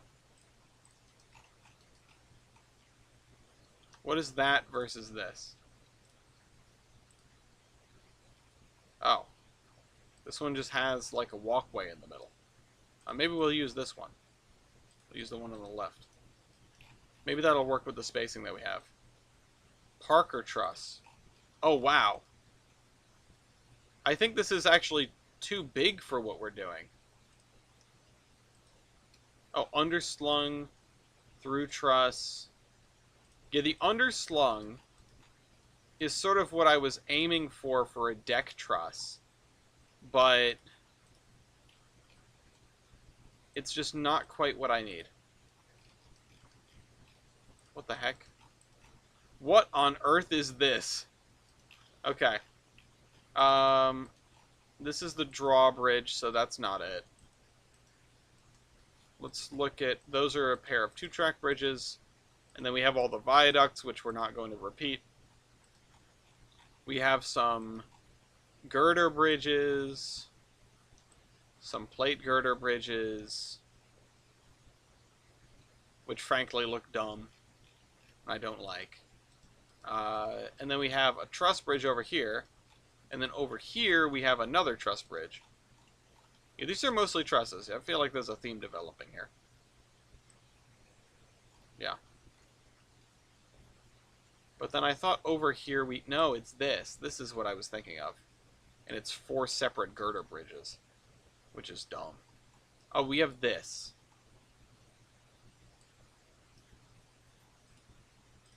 We have this stone viaduct 4-track. Let's throw that down and see how it looks. Probably terrible.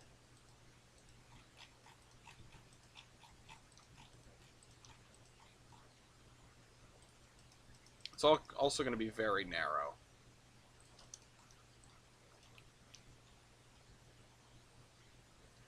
I mean, there are worse options. Let's look at that RRTK thing.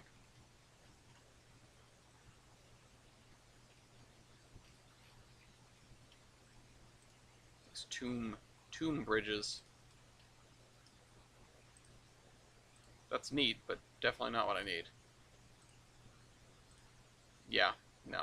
Tunkenuk.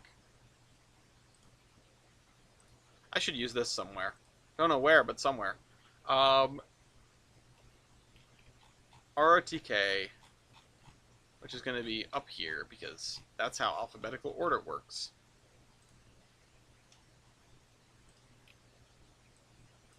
Let's just move this out of the way. We'll keep it in mind. Oh, shoot. Never mind. Whatever. More trouble than it's worth.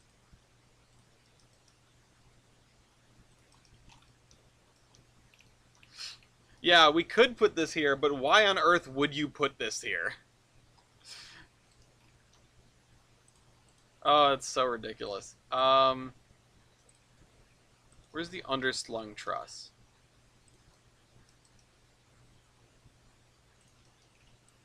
And for this, we would need one support directly in the middle of the river. Yeah, okay, let's not. We could do... You know what? I have an idea. I have an idea. Not the brick one. Let's look for... Let's use the search filter.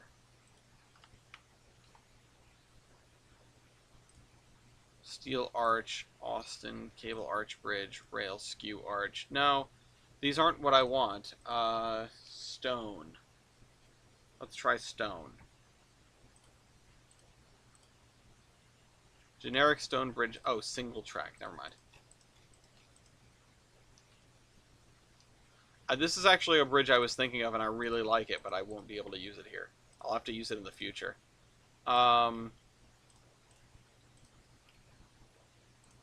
Stone viaduct 2-track.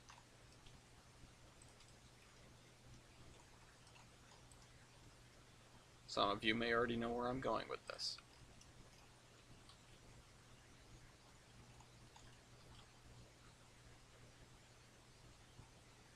Let's add some more spline points back here so we don't disturb things with what we're about to do.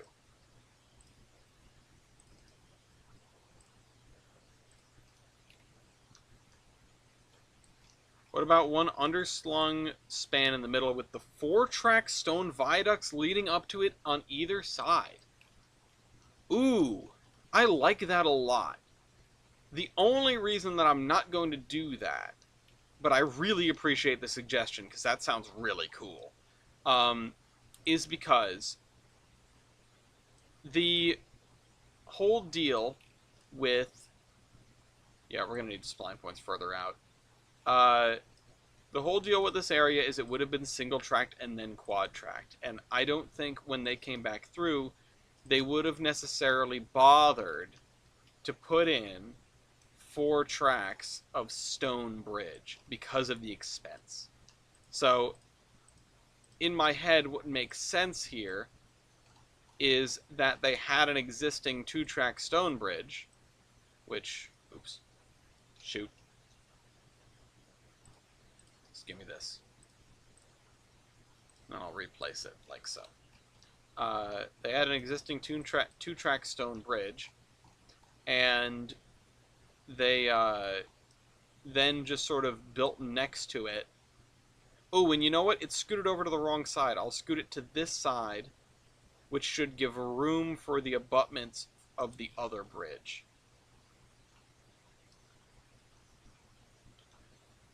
Yeah, now I've screwed this up. Hold on.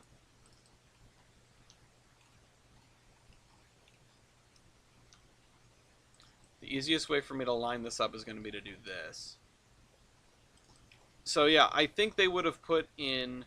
I think we should have what you're talking about somewhere, but somewhere where a marquee thing like that, and in fact, I think I know where I'm going to put it, somewhere in Bellington, where like a pretty looking thing like that would have been beneficial to sort of show off for the townsfolk.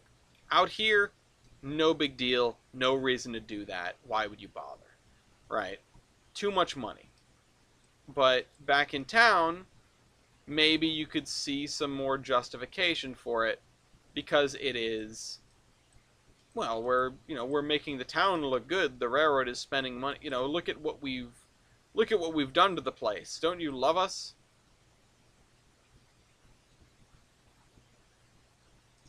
Okay. So we'll have the stone bridge here.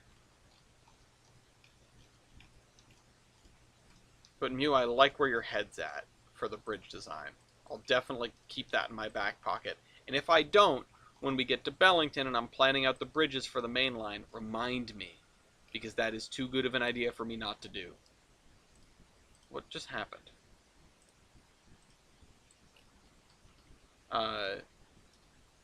Don't you love us? Ride our trains. Give us money. Okay. Let's put this here. And I'm going to get rid of this.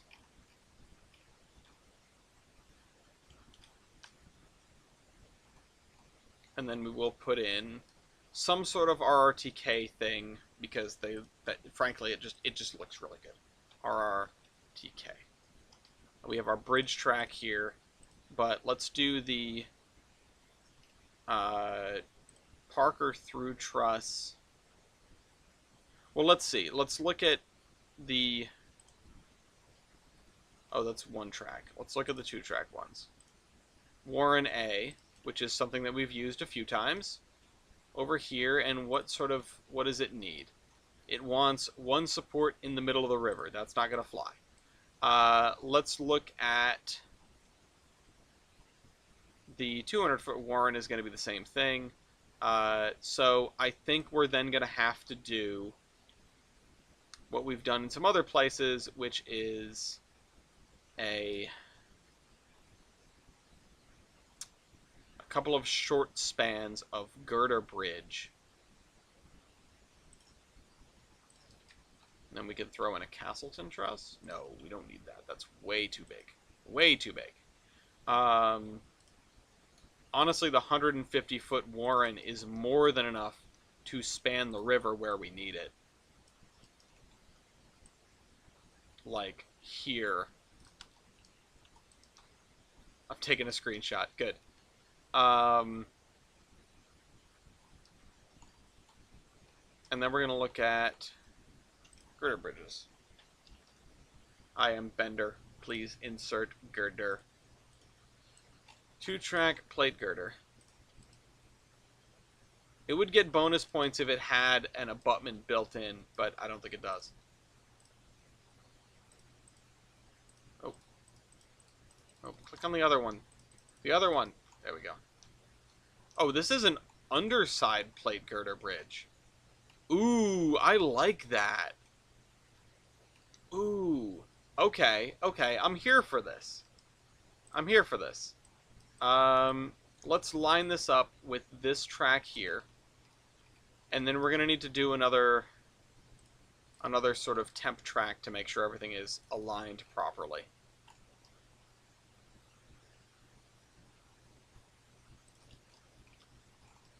I love two things in this game. I love finding new assets, and I love building bridges.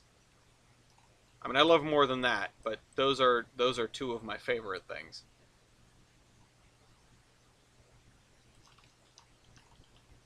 The only real question is, will I be able to connect these?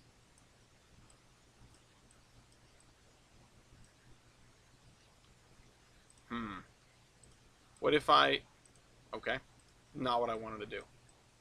What if I move this, grab this, so grab this,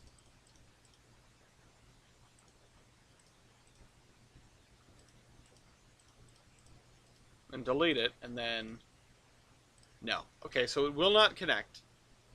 So we're going to have to use the bridge track or invisible track for the actual, where's the track? For the actual bridges themselves. Excuse me? Alright, well that wasn't great. Let's try that one again. I will just string this all the way across then. We're just going to have to do some illusion. We also will probably use the RRTK abutments because they are really nice. I'm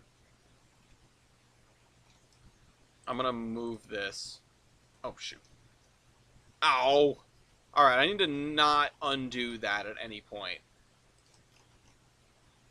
Once I get this lined up, maybe I'll just leave it.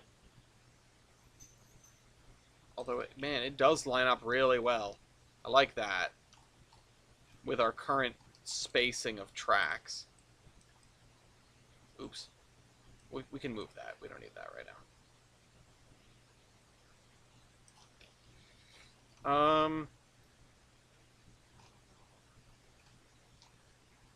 And then I say we cut it here.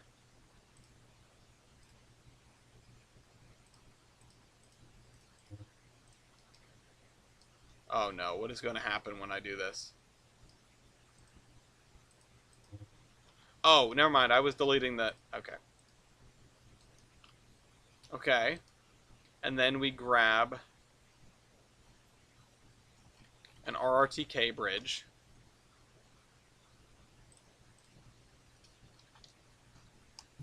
The RRTK 2-track through truss Warren A at this elevation, and hope and pray that it lines up.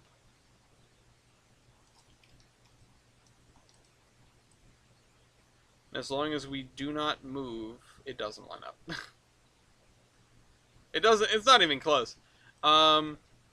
Wait, what about the 5-meter one? Warren A, Castleton, through truss Warren. This is a 200 one though, and so that's totally. Dang it. Okay, so this is the problem with doing this.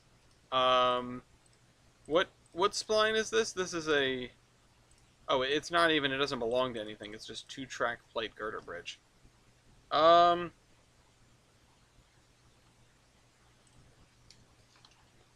that was a lot of work for no reason. Probably should have checked that first. Hang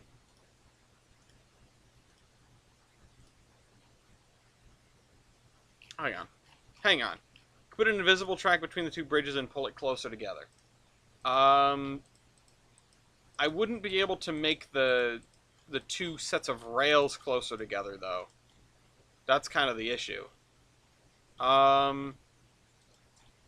Maybe this is why I don't have girders in a truss bridge anywhere, because this is this. Oh wait, no, didn't I have girders on a truss bridge up here somewhere? Here, maybe? No, this is just a girder bridge. Oh, no.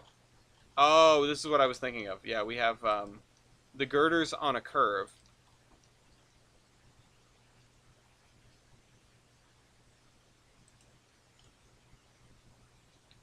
That's the issue. You need to get two different creators that wanted to. Well, I could always use. I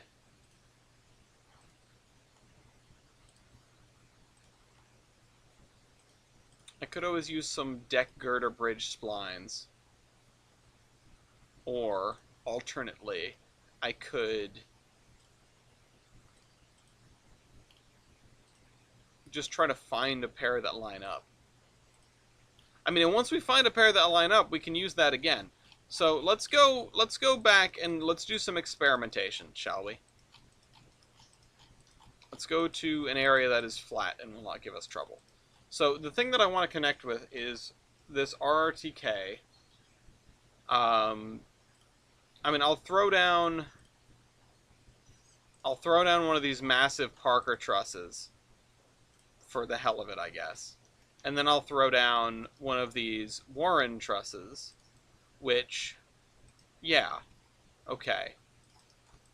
This one is narrower than this one. And so we need girder bridge.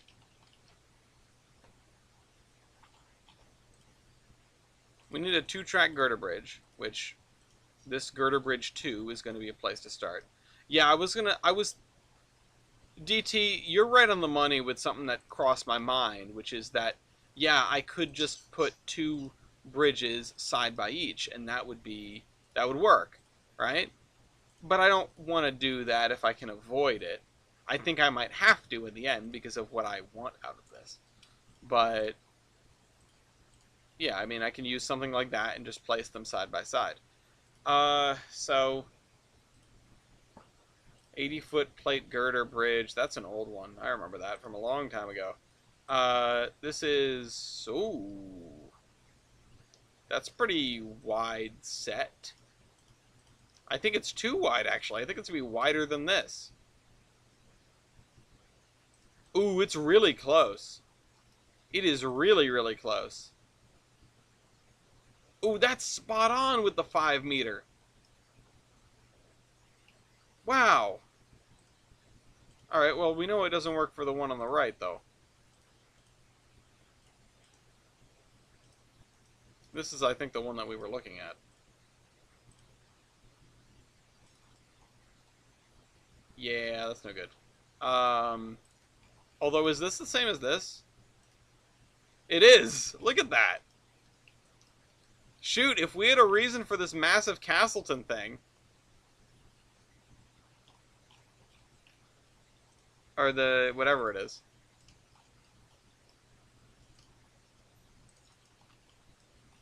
And this is the one that we were using, I'm pretty sure. Which... yeah, it's not even close. Not even close. Alright, so I think we're going to have to use a pair of girder... Oh, wait, this isn't even the bridge I was looking at. But whatever, it's the Warren Truss or something. This is a Castleton Truss. I wanted a Warren Truss. But I think they are the same. Yeah, Warren A. Oh, that's a 1-track. Dummy. Learn to read. Through truss, Warren A, 150 feet. Yeah, so they connect.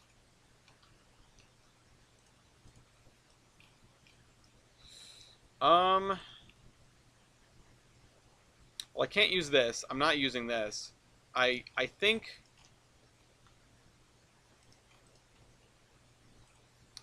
I think one of these plate girder bridges is going to end up being sort of the thing that works. Or I put 2 single-track truss bridges side by side. But really, I want the truss span in the middle is what I want. So, let's grab RTK. We'll just have to do what you said, DT. RTK, give me a 150-foot Warren Truss bridge.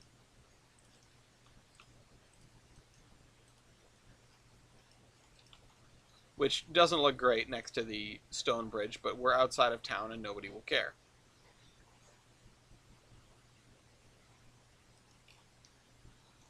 And then line this up with the other one.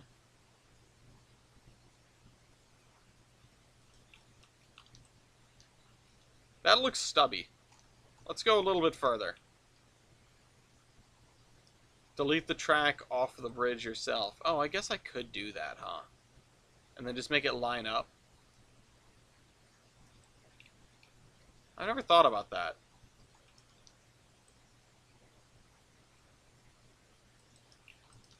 Let's try it with this. Just for the sake of curiosity. Let's try it with this. Delete. Delete. And then we have our RTK bridge track. You might be onto something. You might be onto something.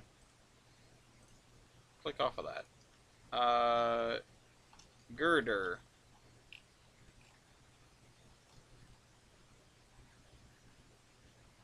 Where did that girder bridge go?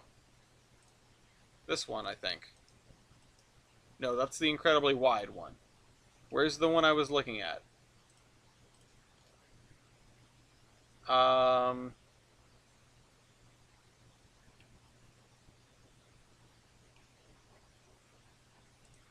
Plate girder double track.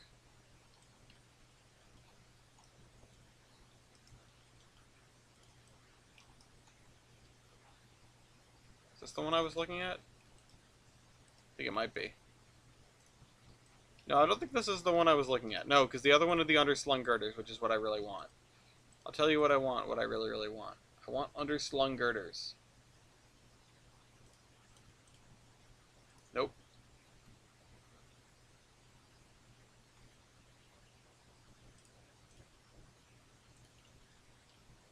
Yeah, like that. Okay. So, put this here. String it out to here. On the wide one, maybe you can just move the track off to the side. Yeah. Well, I'm not sure about that, but I think I know what I'm doing now. I think I know what I can do anyway.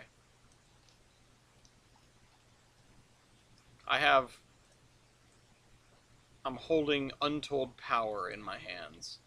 Thanks to you, DT. And Surveyor 2.0. And features which I learn about on a daily basis. Let's move this over to here so it's right in the middle.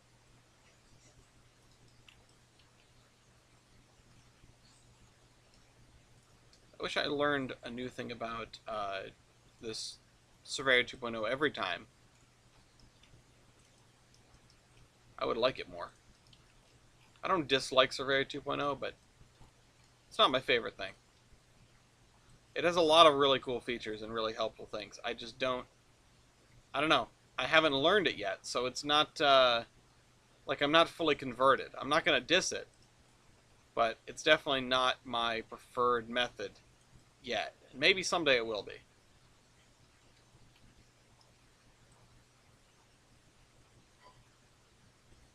I'll line that up with that, and then line this up with the middle of the bridge.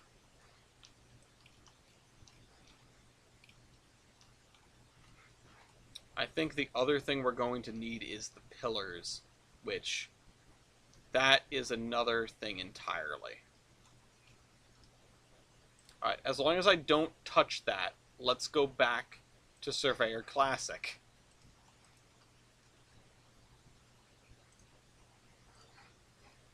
The one thing that I don't love about the new stuff is just how pitifully bad the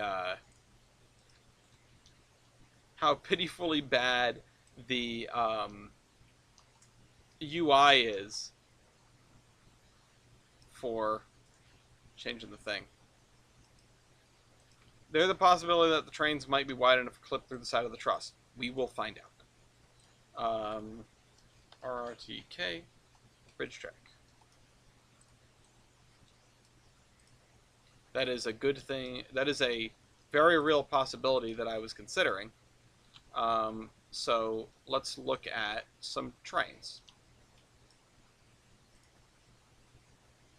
Not the CNS. Oh, the CNO Kanawa. Yeah, they do. Damn. They do clip a little bit, or at least there is but 1 inch of clearance. Yeah. Oh, wow. It really is like a, but there is but 1 inch of clearance.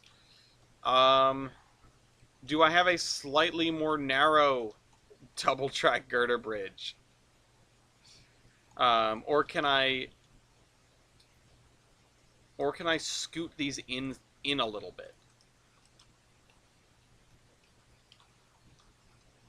Yeah, I can scoot them in a little bit. Hold on. Hold on. Back to Surveyor 2.0. We're going to do some really cursed stuff. Time to do some sketchy doo-dah, doo-dah. Hope I get away with it.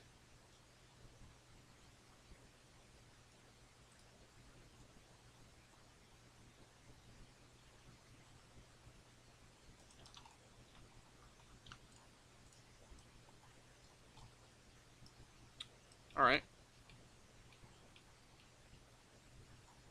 Oh yeah, I could always just delete the...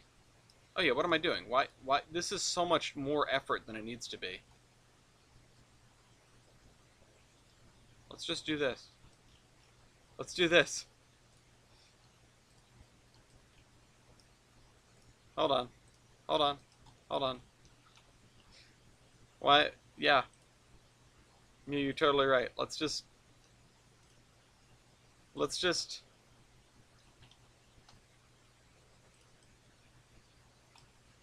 do this, and then do this, and then for a number of years now, work has been proceeding in order to bring perfection to the crudely conceived idea of a transmission that would not only supply inverse reactive current for use in short line. Are you okay?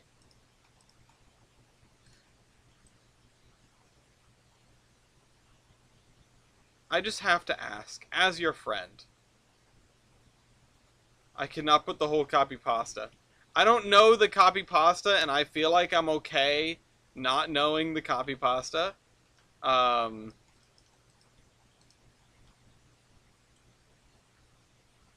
oh, shoot. This is something better done in Surveyor 2.0. For sure. Let's see.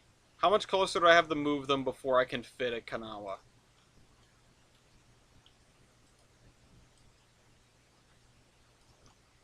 I'm going to go with much, much closer.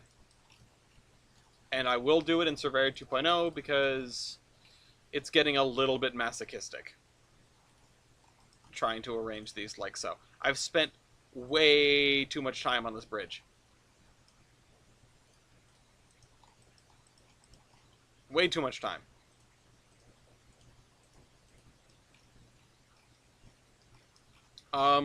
We are between Pan Am and Bellington. Uh, I'm trying to build a pair of bridges, and it has taken me the better part of an hour to decide on and then construct these bridges. And we haven't even done the abutments yet. So, yeah, it's going great. All right, just nudge that over. That is a Trainz moment.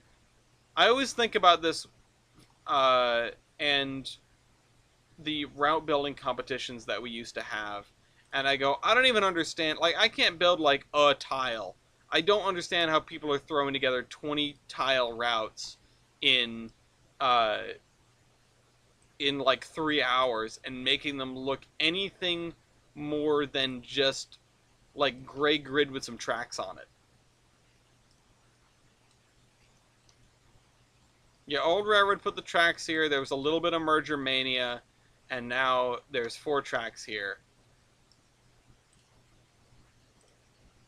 Back to Surveyor Classic.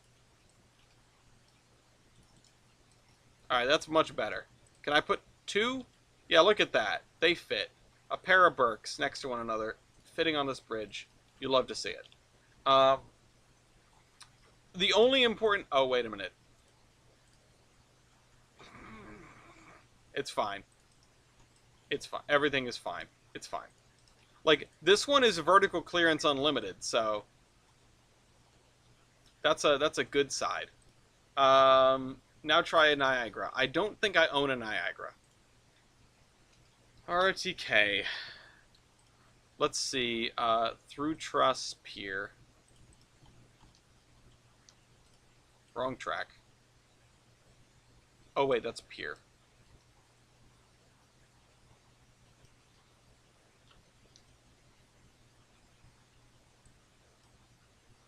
Come on, slide to the right. Thank you. Now try H8. Yes, hefty lad. RTK 2-track through truss abutment.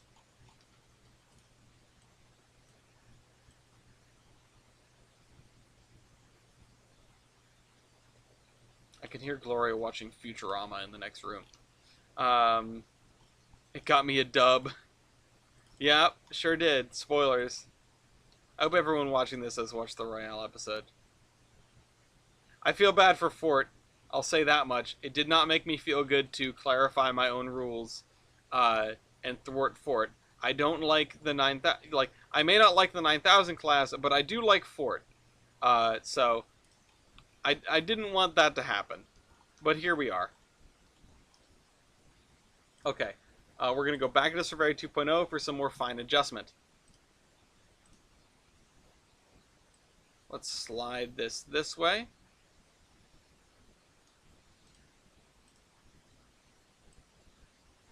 Oh, shoot. Oh, that's attached to that. Well, whatever. We'll go to here, and then we'll take this, and we'll slide it back.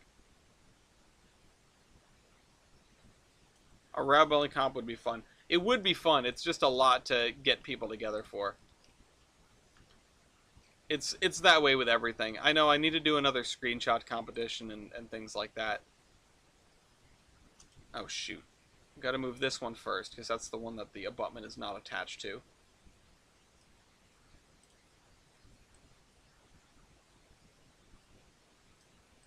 Alright, let's do this.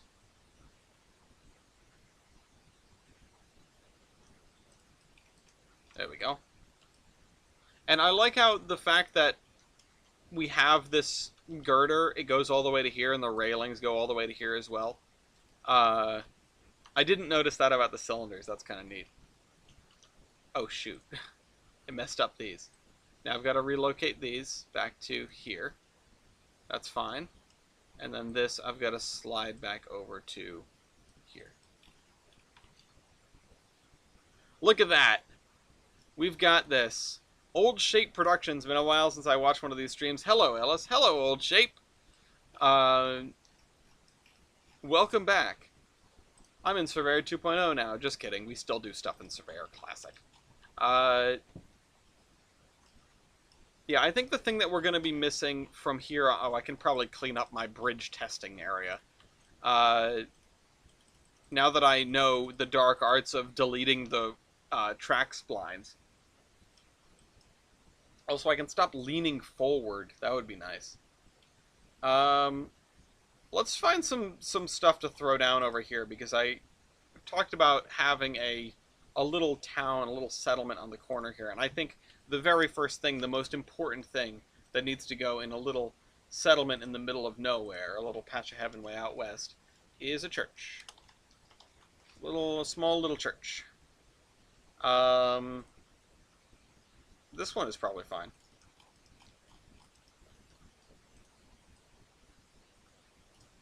Name it Greenwood.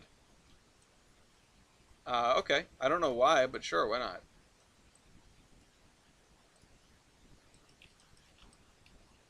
Yeah, there we go. We have a little church. Let's just grab a couple of houses related. Oh, 311 stuff. Yeah. Basic gabled roof house. I do have many more houses now.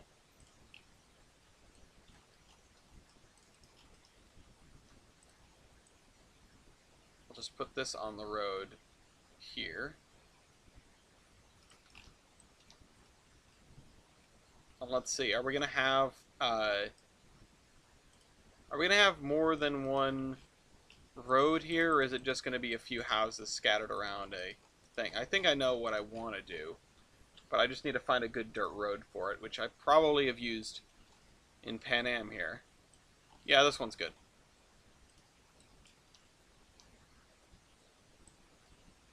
I love coming back to a place and going, man, I like this place.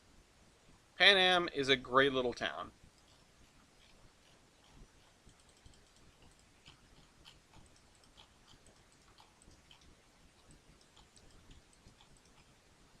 Here, let's do this before I get distracted.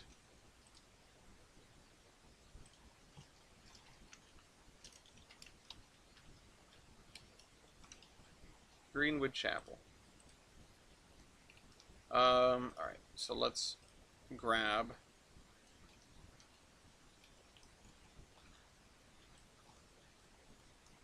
this out of here, probably about this far, at which point I will add, let's see, do I want to parallel this, or do I want to come back in like this?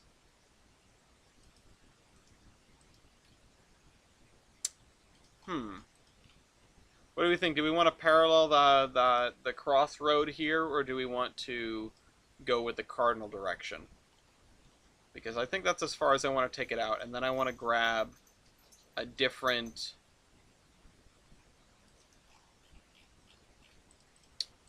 I want to grab a different one. I want some, like, tire ruts to put in. Oh, wait, we have tire ruts out the wazoo every single where we go. Everywhere we go, we have tire ruts.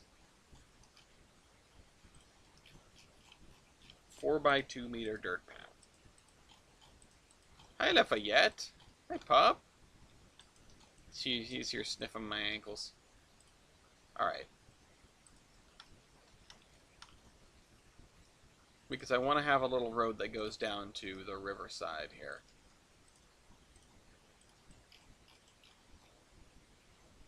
Maybe I'll have like a little dock or something. I don't know. Laffy the boy. Laffy, that's you. I didn't forget. Hey, you want to come up? Come here. Come here. Come here. Come here. Come here. Dog break. Dog break. Hi. What's mommy doing? What's your mommy doing? Good boy. Alright, go get her. Go get your mommy. That door is closed. There's another door you can go out of. He's so stupid sometimes. Alright. I'm gonna do it like this. But I'm gonna do it like this, but I'm gonna make it a little bit more cursed by setting this up here. Well, that's gonna be a little bit messed up. And then I'll do this. And we're gonna cross the main road at a right angle.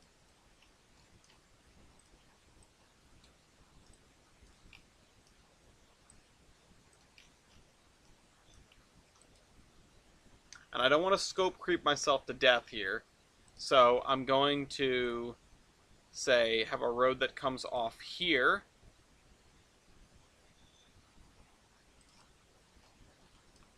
And another road that's... Well, no. We don't need to have loops everywhere. This isn't like a major city or anything.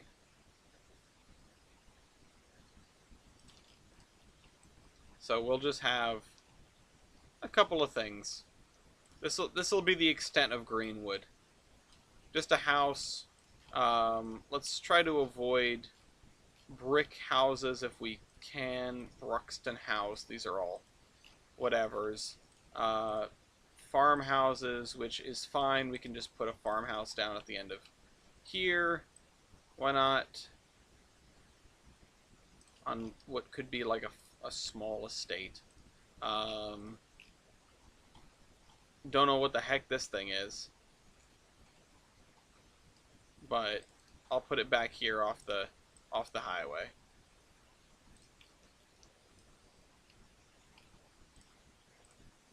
Abandoned depot.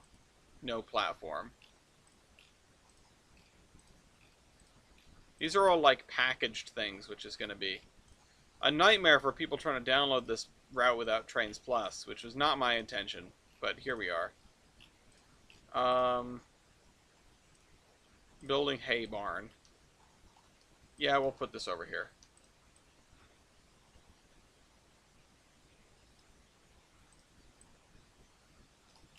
Put that there.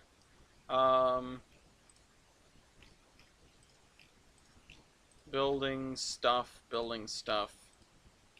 Building shed. Building skyscraper. Yeah, that belongs here. Small shops. These are actually too nice for what we need. We need like a general store maybe. Building stables. They can go with this. And they can face this way.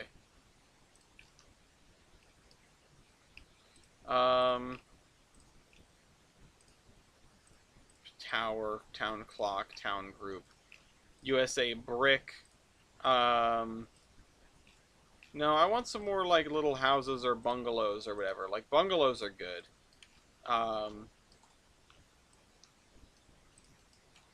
This can do.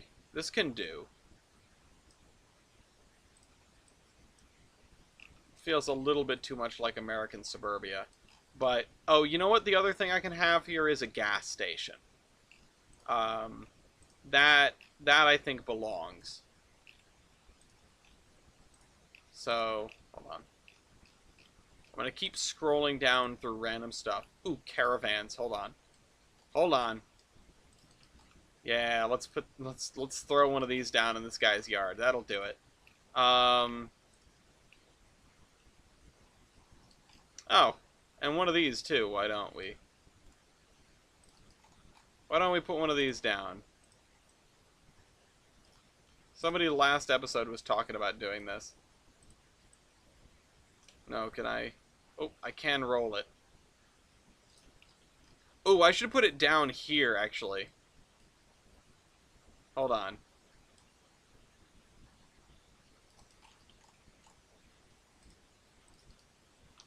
Hold on. Let's, And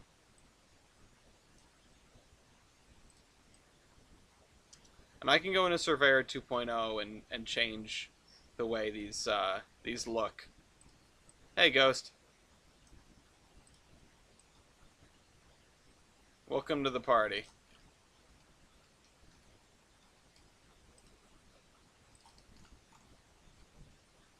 Alright. And then I think I'm going to sink this one all the way to the bottom.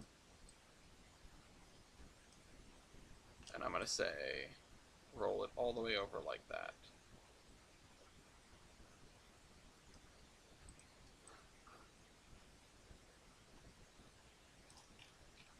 How about that? How about that for some random junk?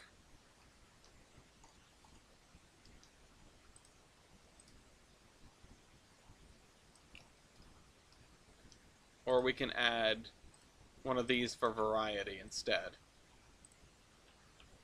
I love finding stuff. Let's turn this around so that the mostly missing part is on this side. And then... Good night.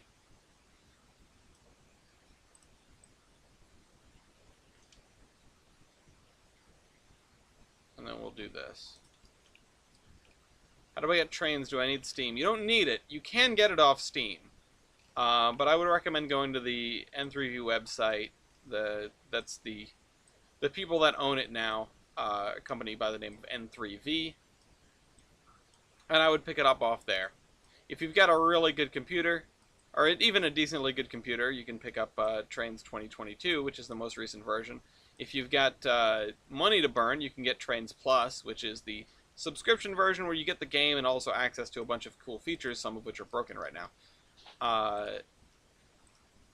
And if you don't have such a good computer, pick up Trainz: A New Era, which you can get on Steam as well, and you can probably get it for wicked cheap, just wherever, because it's ancient, but it is still a reasonably good thing.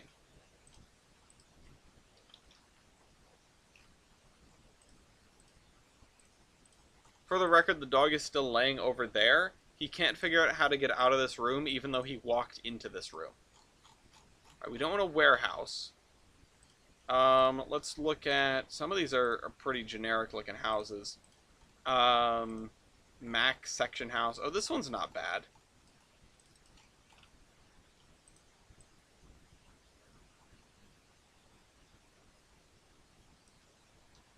Let's just do this. And then some tomb houses. We'll put this one along the road because this seems like a, almost like a restaurant. Like this could be a restaurant. Went over to Windows 10, it became so slow you couldn't play it. Damn, that sucks. Yeah, try getting it on your current laptop. It's not too bad, you know. Tane had its issues, but it's not too bad. Some of these feel like miners' houses almost. Treehouse. Farmhouse. Yeah, okay, we can throw in one of these brown ones back here, or even over here. Like so.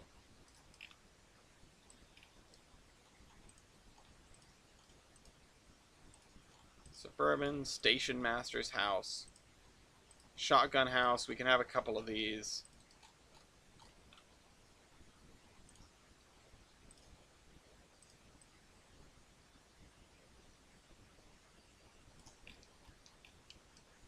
Greenwood is a guy who parted out his land and then just got a bunch of people living on it.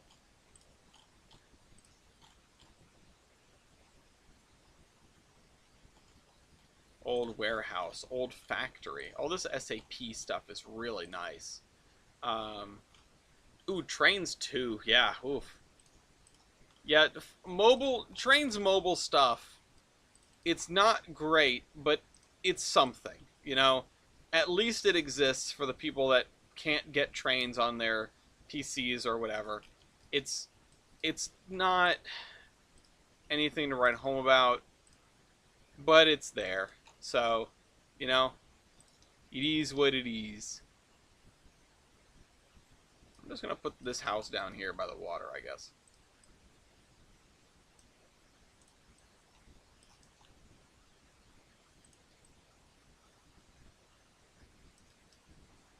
Yeah, I like that. Spent a good chunk of money on the mobile version, then I changed phones and lost everything. Yikes. That stuff, if you were in like DLC, it should have been saved in your account and you should have been able to re-download it. But I don't know anything about how the Trainz and mobile version works for stuff like that. And to be completely frank, the non-mobile version barely works for stuff like that. It's a little bit spotty at times.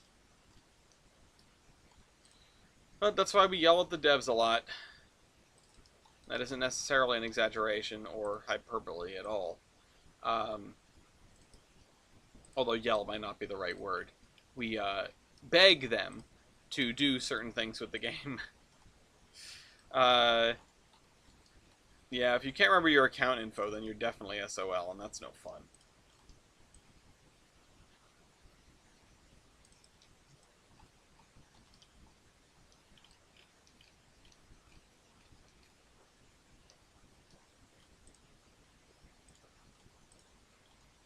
Alright.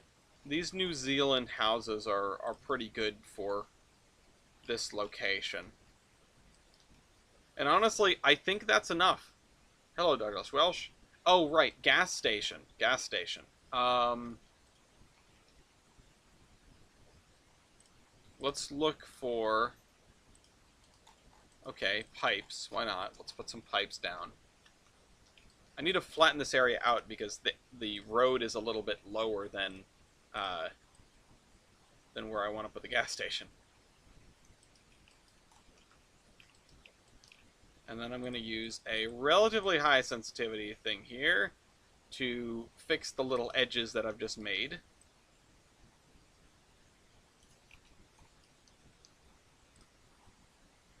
Why would there be a truckload of pipes here? I do not know.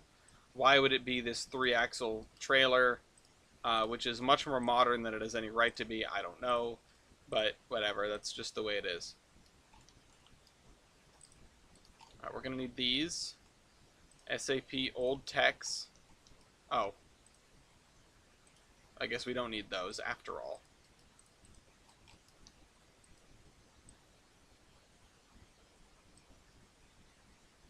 Trailers just seem to be parked everywhere.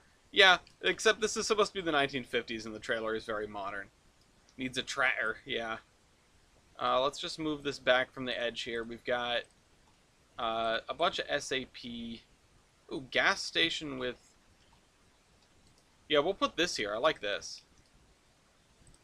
It's a relatively modern station for the era.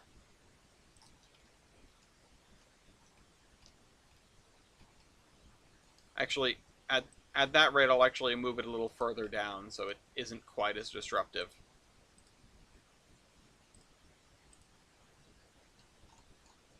And then just put that back there somewhere. Oop. In fact, I will put this far away from the thing in like the middle of the trees. The route doesn't have a specific location. I've sort of been modeling it off of East Coast USA for a lot of this stretch. But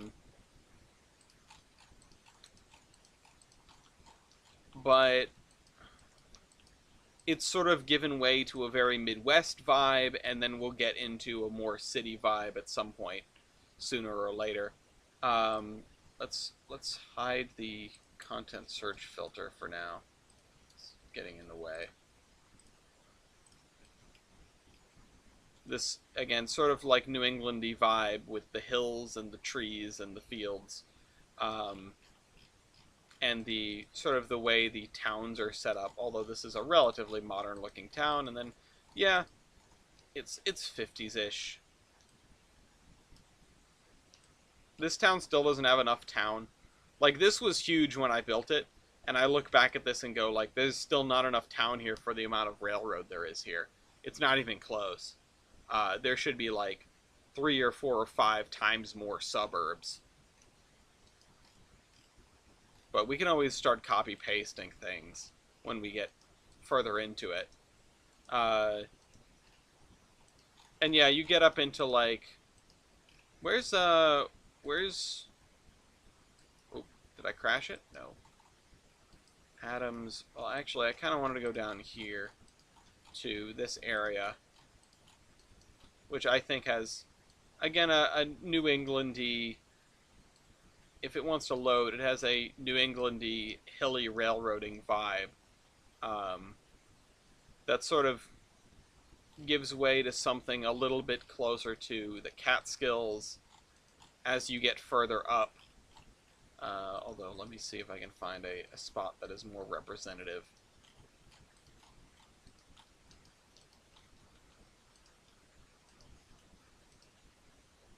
You could put the taller building further inland so you don't need to put so many houses, smaller houses behind it too. I don't... What do you mean? I'm confused as to what that has to do with anything. Please elaborate. Anyway. Yeah, and then, so that breaks into more of like northern New England sort of vibe. This breaks into more of a Midwestern sort of vibe, or at least Western Pennsylvania. You have your 4-track Broadway here in the fields, which are a little bit irregular, and then the further you go, the more regular they get.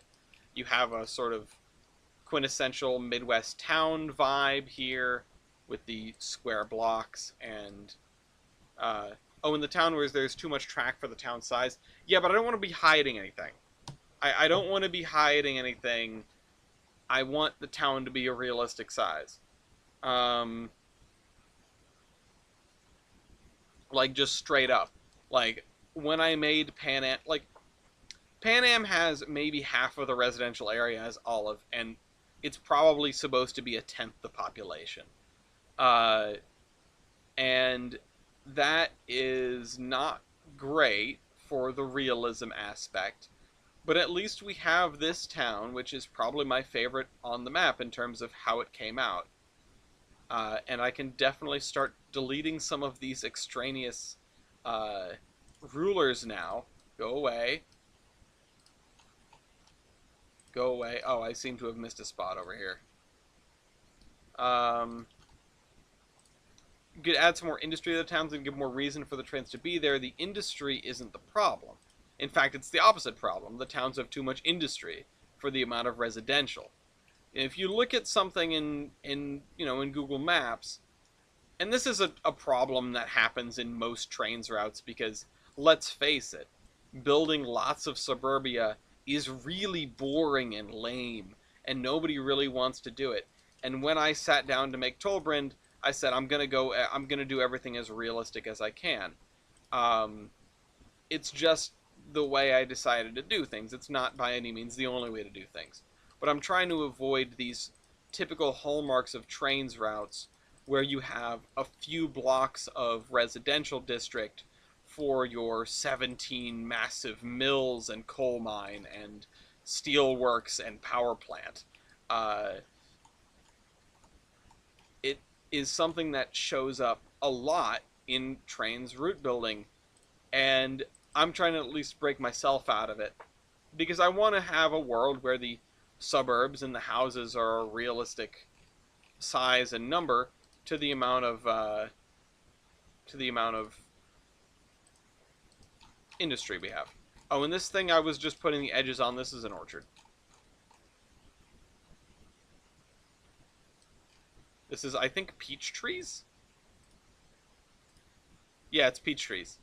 Peaches, peaches, peaches, peaches, peaches. Uh, that's what we've got going on here. Hi, baby.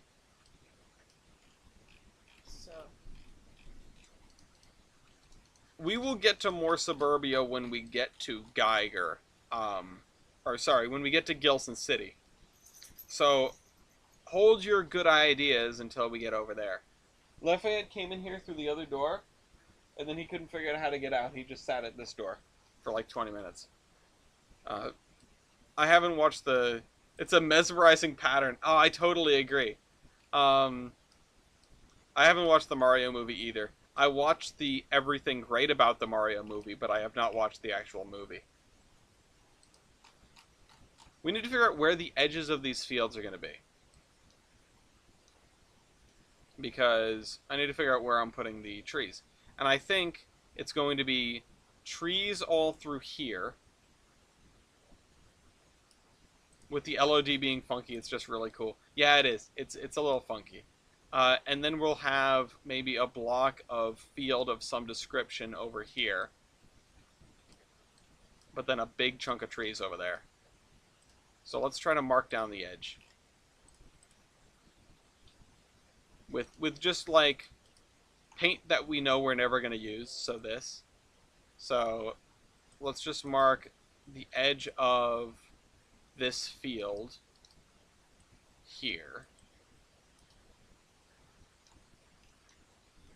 And then we'll put trees over here. Maybe add water-powered mill because it seems to make sense that a mill will be near these fields. This is tempting.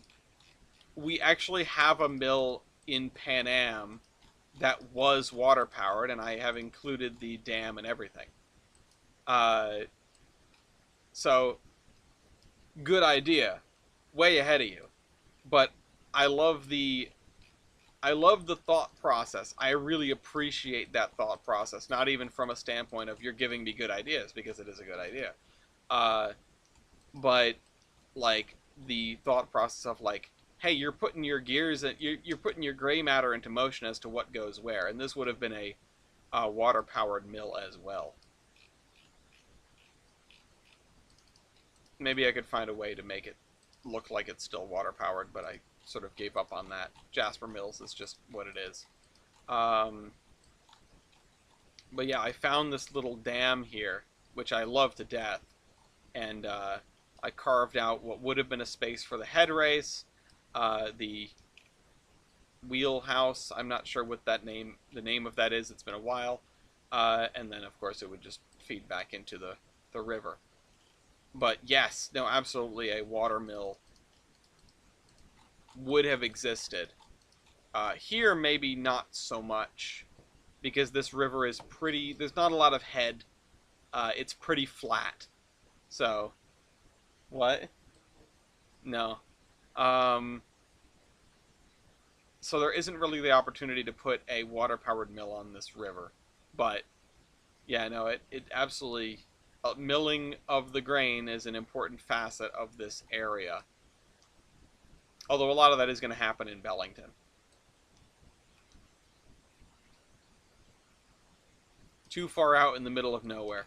Yeah, I mean this is a lot of houses for this little area. And by a lot of houses for this little area, I mean let's see, we are how far from the next town? Let's do a quick measurement now that I cleaned up some rulers. Let's make some more. By road, we are... Alright, so that's about 2 miles. It's about 3 miles. 4 miles. And the road curves, so we're going to be not getting it all. 5 miles. Yeah, we're a good 6 miles or so from Pan Am, which is not a very large town, but here we are. Yeah, exactly. If I add any more houses, I might have to put a depot here. I don't want that. I explicitly do not want that. But, you know, I could... No. I'm going to stop myself. A depot and a little branch line. You know. I could throw in... Actually, no, hold on. I have an idea. Which is going to be Watch this. I watch this. Um, Flag.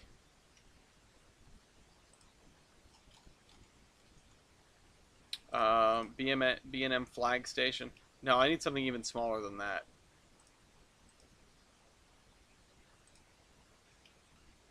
No, I guess we're gonna just be using the B&M flag station. Oh wait, CNR flag station. Oh yeah, the red one. Let's just hold on. Watch this. I have an idea. I have an idea. This is not the entirety of my idea. Oh, I can't roll it. Oh, I was gonna tip it over a little bit.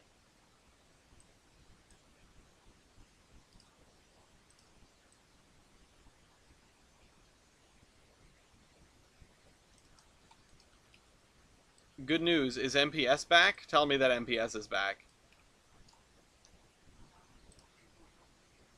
That's good. Good news, everyone. Gianna's ankle is not broken. Hold on.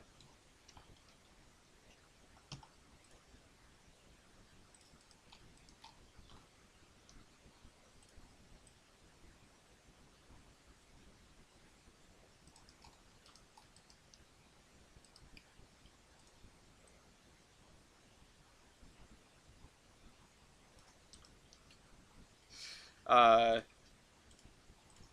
that's a little bit too big, but let's try one of these. I know, I can just hop into Surveyor 2 and do that. Yeah, okay, that looks cool. And then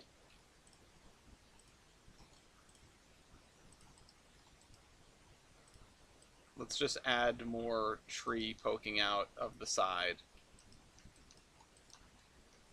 Let's see if we can roll it a little bit in Surveyor 2.0, see if that makes it a little better.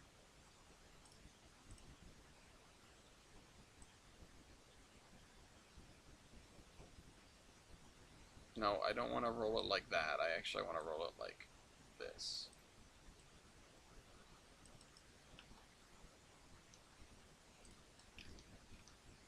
There we go.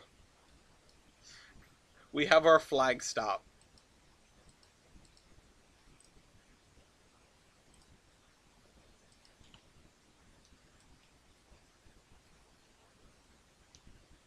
We'll do more with that in the future, but for now, that's what we got. And then let's see, we'll mark the edge of a field here.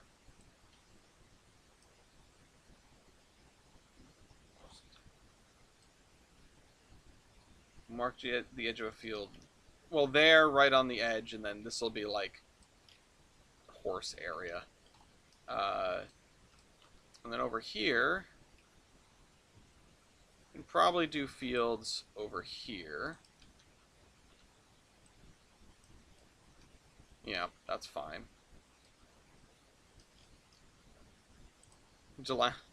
Average rural Amtrak station still active. Yeah. This actually gets 3 trains a week in each direction.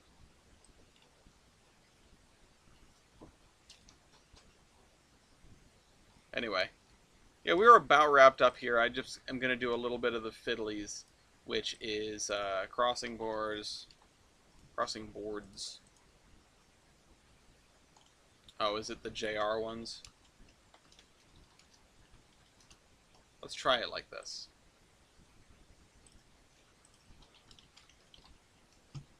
I know I have wooden ones. I know I can just go find them, but I'm not going to bother.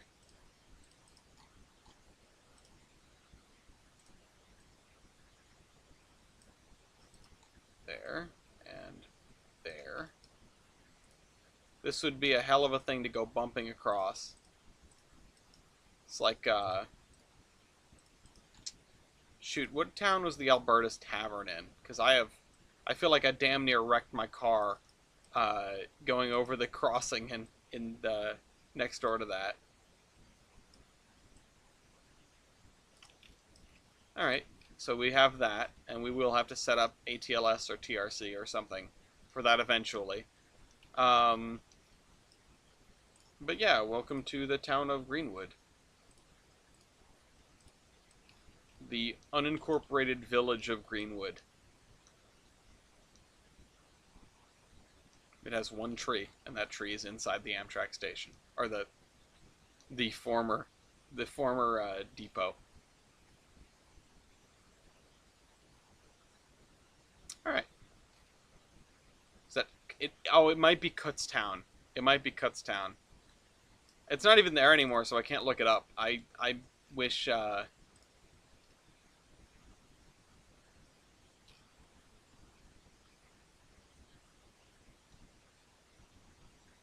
Server. Oh shoot, database repair. That's great. Um, where the town is named for the type of tree inside of the station. Sorry, I was just catching up on the MPS chatter. But we'll work on this next time, or we will work on the AI stuff. Remains to be seen. But would you look at that? We have tracks that reach the outskirts of Bellington. Part of me thought this day would never come. Certainly when I started this project, oh god, what was that, 2018? Whenever the first episode was, I don't recall. I was never quite sure we would make it this far, but here we are, and maybe someday we'll finish it. Someday when I'm old and gray. Unless they force me to use, HD terrain, in which case, I'm quitting, I'll never play Trainz again! Just kidding. Anyway, hope you guys enjoyed this video, and I'll see you next week. This is the Admiral.